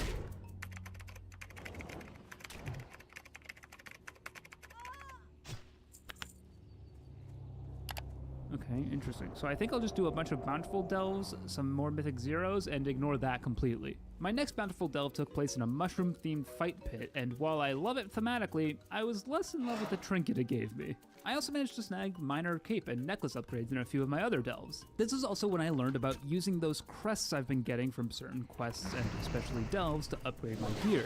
This is pretty embarrassing looking back, but for a long time I thought when my item said Adventurer 2 out of 6 or Veteran 1 out of 6, that's just how good they happen to be, like a random roll basically. But instead what you could do is take Adventurer crests, one of the many currencies, and upgrade Adventurer items using them at this Dragon Lady. So for 20 crests you could turn a 2 out of 6 Adventurer item into a 3 out of 6 Adventurer item. This increases its stats and therefore its item level. This was super fun until I hit a moment I think a lot of RPG players hit. I was spending my champion dog crests and I started to feel like, wait a second, these are capped at 200 a week.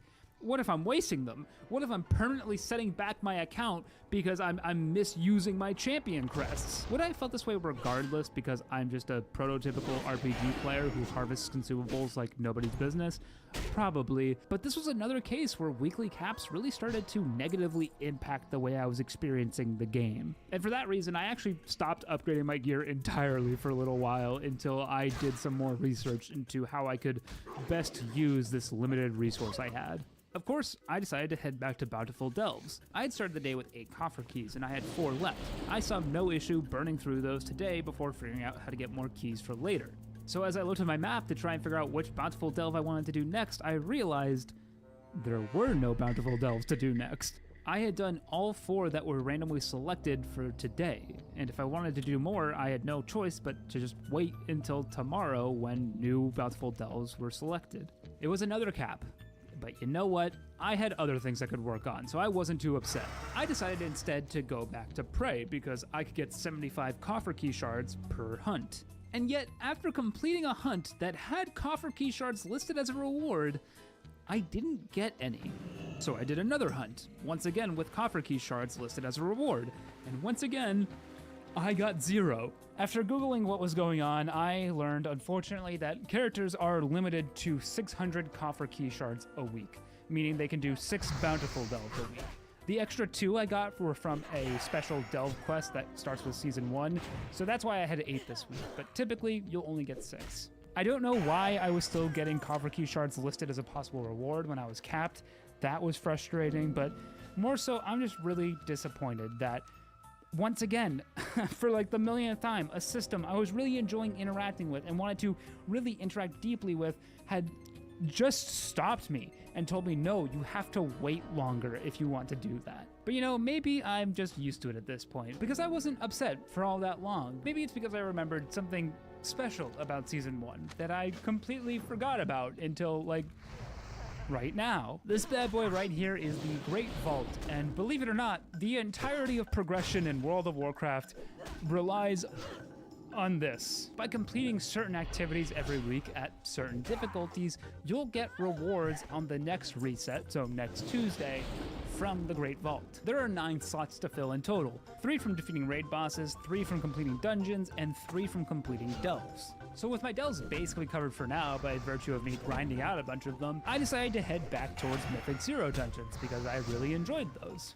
Mythic Zeros are, up to this point in my WoW endgame journey, my favorite thing to do in the game. They're just hard enough for me as a new tank that I have to pay attention and understand the mechanics, but not so hard that I feel like my brain is going to leak out of my ears by trying to stay alive. Not that you asked, but my 3 favorite dungeons right now are Magister's Terrace, Murder Row, and Windrunner Spire, which also happen to be the dungeons I've run the most between all of the difficulties. But honestly, I've really been enjoying every single dungeon on Mythic Zero difficulty. Well, except for the Den of Nalarak, I'd rather die than ever run that dungeon again. And you know what? Maybe it's just the difficulty level of these dungeons, but I really felt like I was starting to understand Prot Paladin. I was popping defensive abilities proactively when I knew a certain attack was about to hit me, instead of reactively when my health dropped.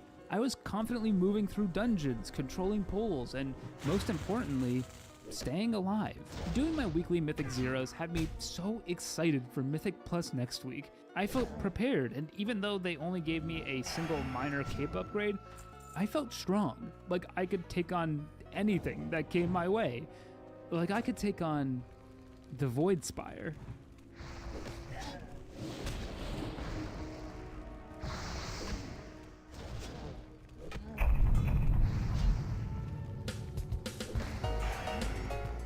For those of you who don't know, raids are kind of like dungeons, except you go in with 20 to 25 people and the bosses typically are much more difficult. A usual raid setup will have 2 tanks, 4 to 5 healers, and then the rest of the slots filled with damage dealers. The reason you want 2 tanks, I've learned, is because basically every raid boss in World of Warcraft can be summed up like this. The boss hits the active tank and puts a debuff on the active tank. Now the active tank can probably handle a few stacks of that debuff, but once he has too many, you're gonna wanna switch so he has time to recover. So we get a bunch of stacks and then we switch.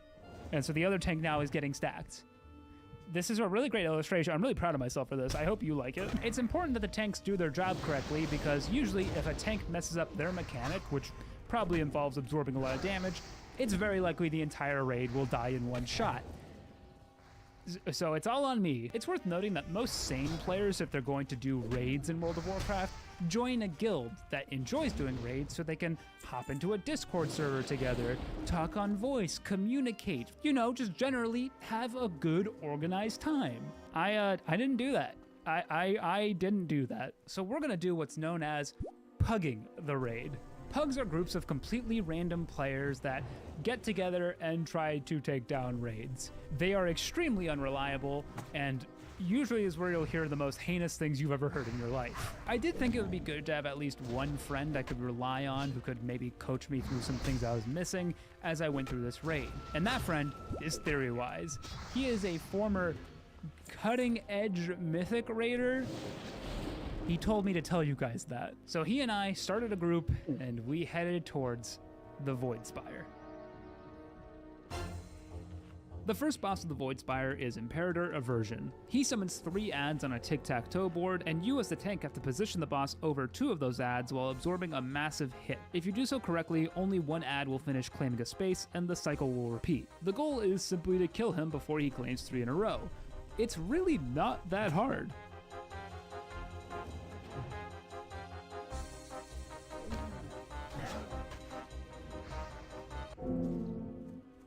Okay, so my first few attempts didn't go great, but we did get kind of close, and I think I did the mechanics correctly, so hopefully it was just a matter of getting a bit more damage dealt. Hey, Editor Idol here.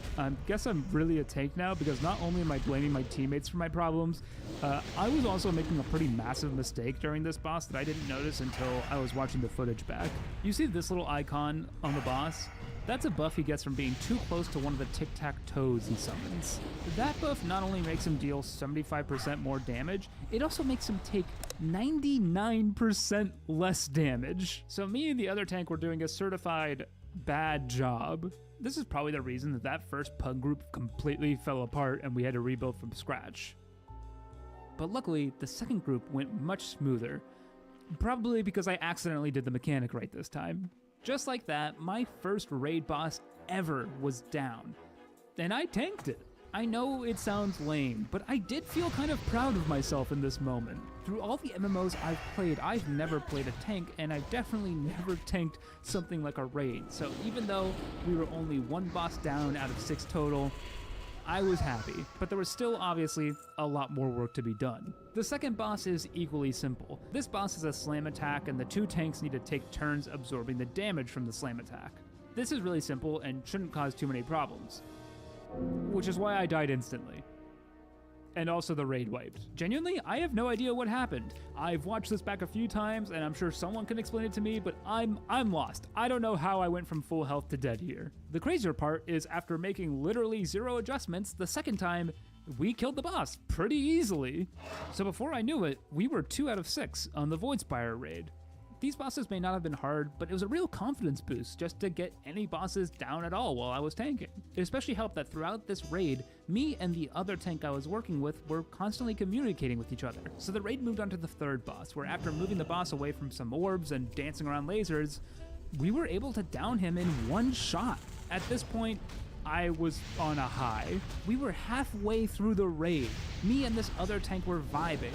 We finally didn't wipe to a boss even once. I was on top of the world. Listen. So far, this was the most fun I had ever had in retail WoW. I was thinking, damn, we might even be able to kill the final boss today, which I was warned going in was potentially unlikely. But I don't know, after these first 3 bosses, I really felt like we could This is my guilty pleasure of watching people play WoW for the first time. do anything.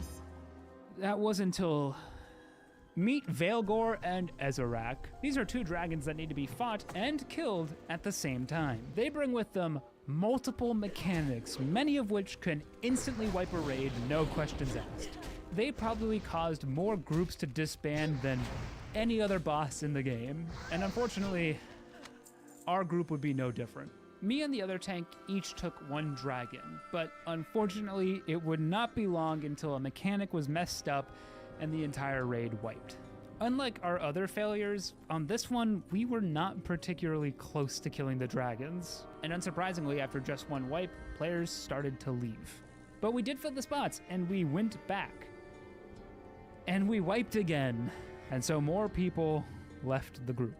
We pulled one more time, undermanned, in a desperate attempt to see if we could pull off a miracle. Me and the tank even came up with a strategy to swap which dragon we were fighting to see if that helped. But since I hadn't tanked Ezorak before, I completely messed up one of the mechanics where he shoots an orb that explodes into this giant pool. I unfortunately aimed it in a really bad spot and caused the other group to die immediately, and that's entirely on me. I don't know what happened. I had a brain fart and I sent that orb in the worst possible place I could have. And that was the last pull we did. A couple of days later, me and Theorywise got together to take on the Dream Rift raid, a raid with only 1 boss and honestly very few mechanics. It took a couple of tries for everyone to figure out what they had to do, but we did get it done. Killing this boss though just didn't feel that special to me. Maybe it's because the fight was extremely simple, or because the Dream Rift wasn't a part of my end goal for this video, but I just felt disappointed. Disappointed mostly in myself for failing so horribly on those dragons.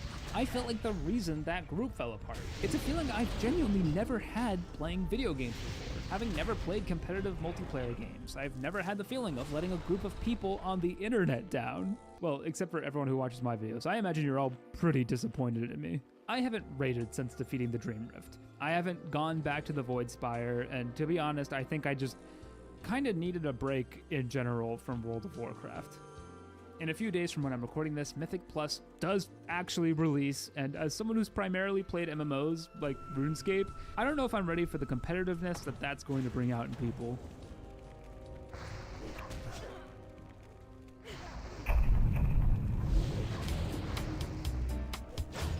The weekly reset has arrived, and with it, I get my first ever Great Vault opening. It's kind of insane to see this mass of people who are all here for the same thing, to like basically pull the lever on a slot machine that determines if they're in a good mood today or not.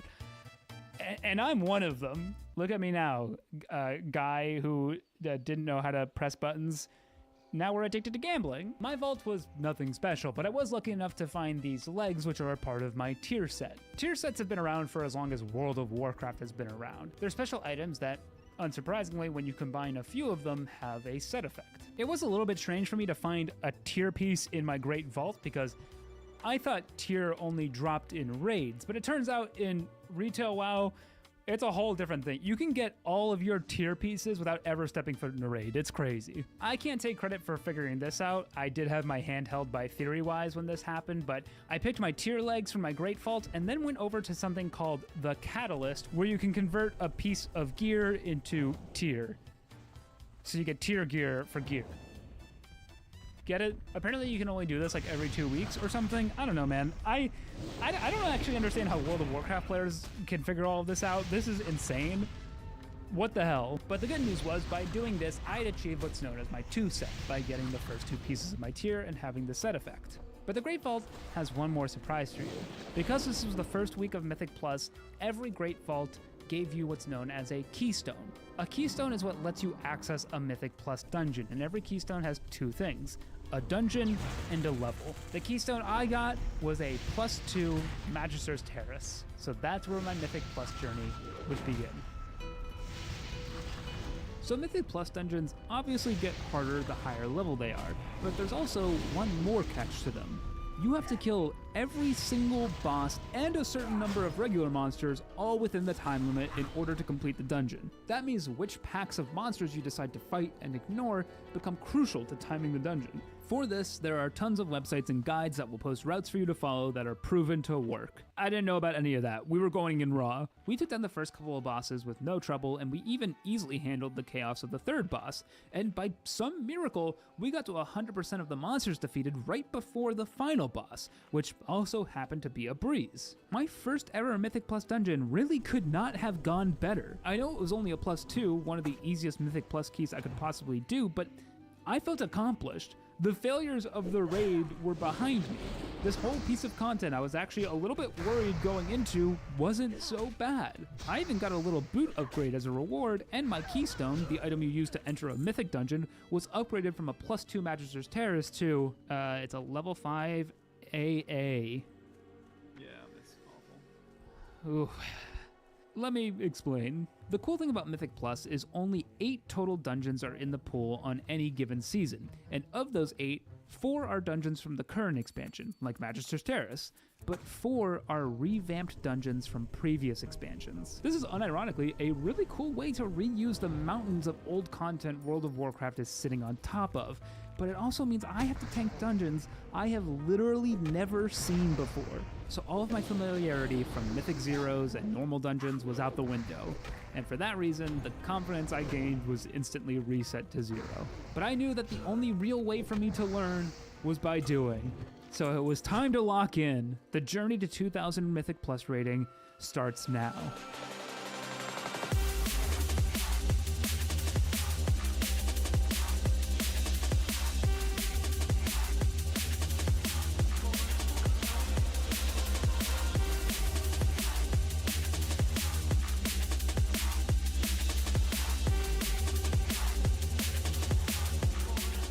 Alcathar Academy went down with plenty of time to spare, and I'm not gonna lie to you, with 2 Mythic Plus dungeons down, including one I had never run before, I was feeling pretty damn good about myself. I even kind of felt like I could push way higher than +5, maybe going for +10s or +11s. Everything about Prop Paladin and pulling and my defensives was all falling into place. My key was upgraded to a +7 Skyreach, another one of the old dungeons that I had never run before, but given the success I just had, I had no hesitation getting a group together and jumping right into it. My imposter syndrome was gone.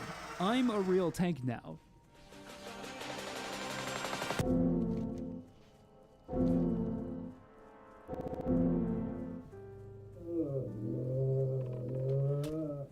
I'm not even joking, that's actually me right after I ran that Skyreach. I was like, oh, I gotta record my reaction, and that was genuinely how I felt. It was actually so embarrassing to walk around a dungeon naked, having to go all the way outside when you're near the end of the dungeon, get someone to get a repair mount for you, then slowly walk back through the dungeon. It was just, I it feel was so genuinely bad mortifying, for man. him. I can't believe it. The craziest part is that we still timed the key. We made it through. I don't even get that. That was a miracle. But, and you're probably not gonna be surprised to hear this, after that experience, I logged off for a while. If I'm being honest, I didn't really want to log on again at all. I've mentioned it already, but the games I've played have always been extremely casual, or if they're challenging, they're single player. So I was not used to embarrassing myself in front of other real people, the level to which I just embarrassed myself. But that dungeon did make me realize something. I was so woefully unprepared to tank Mythic Plus. I didn't know where to go or what the monsters did or anything. I was extremely ignorant. What I knew is that to play World of Warcraft, I can't believe I'm saying this, I had to do my homework. So that's exactly what I did. I looked up routes, watched guides, practiced my rotation on target dummies to better understand my paladin's defensive toolkit. I even read through and changed all of my talents for the first time since I picked the starter build at the start of the game. This might sound like overkill to you, and I know a lot of players could pick this up faster and better than me, but for me, this is what I had to do to feel prepared. And it worked. Level 6 Pit of Sauron, handled easily. Level 8 Seat of the Triumvirate. The final boss was a little clunky, but we handled it. Level 9 Magister's Terrace. My health bar may have felt like a yo-yo, but I stayed calm and we timed the key with room to spare. Level 8 Mycera Caverns, taken down. A level 8 Nexus Point Zenith, where I managed to perfectly land us at 100% just before the final boss, timed with over 8 minutes left. And finally, a laid-back +5 Windrunner Spire, an easy, relaxed key to finally get me 2,000 rating. Dude, 2,088 rating. Holy shit. Despite some real bumps in the road, that was so easy. The second of my 3 goals were down. It's kind of crazy for me to rewatch that clip of saying it was so easy to hit 2,000 rating because just a few days before, I was lying on the floor crying about how hard it was. And the crazy part is that, yeah, it was kind of easy. When I put in the extra work that is honestly kind of required to be a tank in Mythic Plus, things just started to fall into place. But don't take me calling it easy for me saying that I'm not proud of myself, because I am.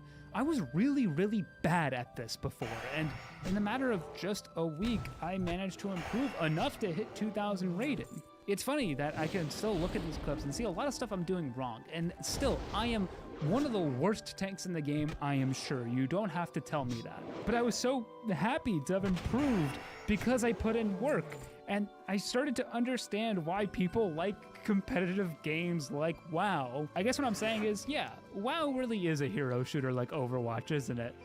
Because it's all about individual skill progression. I feel like that might be a controversial statement, but I'm gonna stick with it, and you know what? It works. I liked it. I had a good time with that. That said, if you've played World of Warcraft, you might know there's a notorious tank shortage in Mythic Plus. Yeah, it's because it takes actually like a lot of work to even be a bad tank. So, and if you are a bad tank, you are going to be told some really heinous things. So, you know, it's not for everyone. It might not even be for me, but hey, I'm making a video, so like and subscribe. God. But all of this means there's only one thing left to be done. One mountain left to climb. One place I still needed to earn my redemption. The last time I was here, I had no clue what I was doing. I didn't really understand my class. I didn't really understand tanking. And most importantly, I didn't even have a Mythic Plus rating at all. But I'm a different man now. I'm a 2,000 rated Mythic Plus tanking god, and today, all 6 bosses in this raid die. The difference was felt immediately. Maybe it's because everyone had way better gear now or had a week to see the raid mechanics, but the first 3 bosses went down without a single wipe. Me and the other tank were communicating non-stop, making sure we knew what the other had to do. Luckily, we had both tanked those 3 fights successfully before, but like me, he had never taken down the dragons, or the 2 bosses that followed. So as we approached the site of my failure, we were both entering unknown territory. But on the very first pool, we wiped. For a lot of pug groups, failing on these dragons who have become infamous for completely ending runs, this would have been it. And we did have a couple of people leave, but instead of sitting there quietly worrying, I and a few other people took charge. I set down a ground marker to tell people where to go if they were targeted by the breath mechanic, the attack that most commonly wipes groups. Another player set an icon for where everyone should be grouped the majority of the fight. Everyone resurrected, rebuffed themselves, and on the second pool, we executed every single mechanic almost perfectly.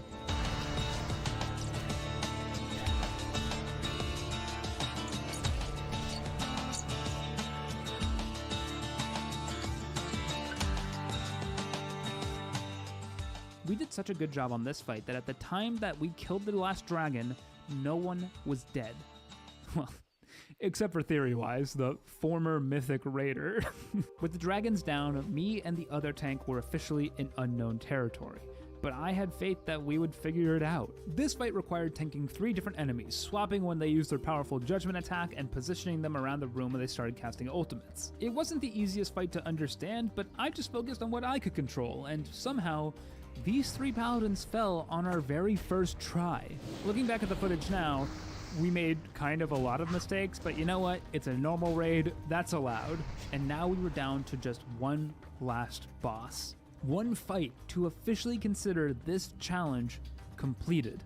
The only thing that stood in my way was Illyria Windrunner, the emo mommy herself. I had never seen this fight before, and neither had the majority of our pug group, but the vibes going in were absolutely immaculate. Me and the tank continued communicating. The group was making jokes, we were asking questions and getting help, and it was honestly kind of heartwarming. Where the vibes of past groups had just been absolutely rancid, this one had me wanting to succeed not just for me, but for everyone in this damn group. Before long, we started the pool. Phase 1 was simple. We just had to kill 3 adds while the other tank occupied the attention of the next closest add. Phase 2, however, was a little bit more involved. One tank had to keep Illyria to the center while the add she summoned was killed on the outside, but every so often, we had to tank swap, where I would pull the add into the center and he would pull Illyria to the outside. Did I really understand what was happening? No. But did we finish Phase 2? Absolutely. Finally, there's Phase 3, where the arena splits into 3 chunks, and after a certain amount of time passes, the chunk you're fighting on is consumed by Void and you have to switch to a new chunk. This phase is purely a DPS check. If you can't kill it fast enough, you wipe. Or your tanks could mess up a mechanic, where you have to break a tether at the right time to not do too much raid-wide damage all at once. Yeah, that's my bad. We were so close. 8% health away from clearing Illyria on our first try. Dying here, this close to finishing the fight, sucked, especially in a pug where the group could fall apart at any moment. But man, I got so lucky with the group we formed. People were taking responsibility instead of pointing fingers, celebrating how far we got on the first pool, pointing out corrections to make for the next pool. It was awesome. Everyone was working together on getting this fight down, helping anyone who was confused with clarification on mechanics, including pointing out to us tanks how we can better handle the tethering mechanics. In my mind, this is what an MMO is in its most ideal state. A bunch of people working together to overcome a challenge and ultimately, hopefully, get rewarded for it. And I was determined to make sure these people got their rewards.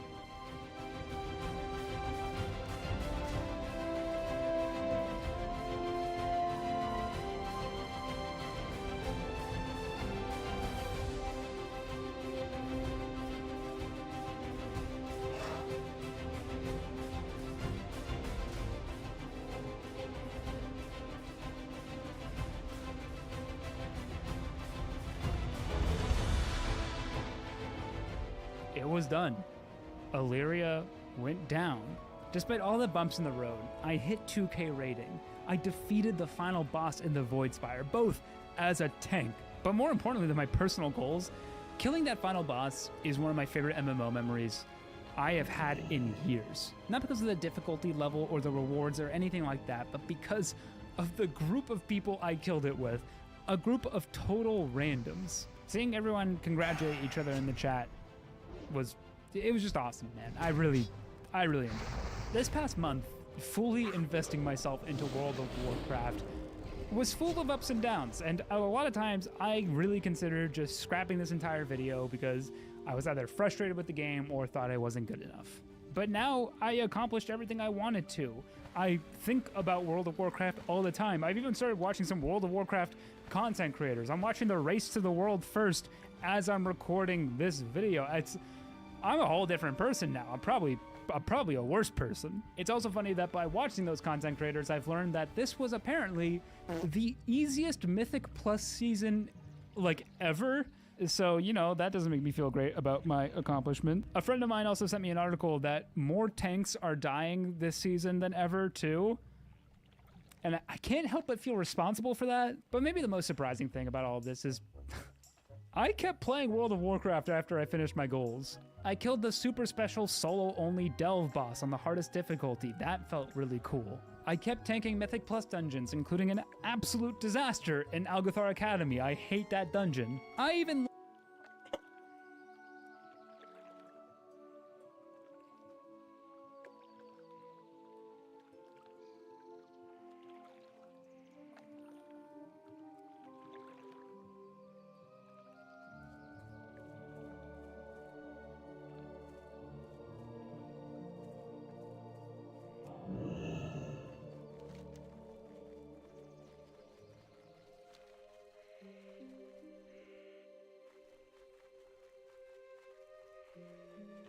I'm alright, guys. I've gotta. Oh my god. I log out then near these. Yeah, I log out here. When I log in, I can just pop those.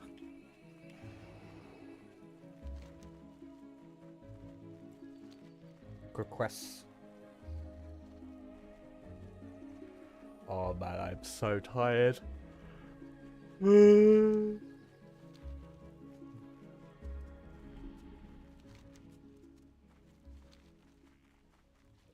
Yeah, I log out here because yeah, this would be the safest. Okay, when I log in tomorrow, we'll go do get these quests. But yeah, guys, I'll see you guys later tonight.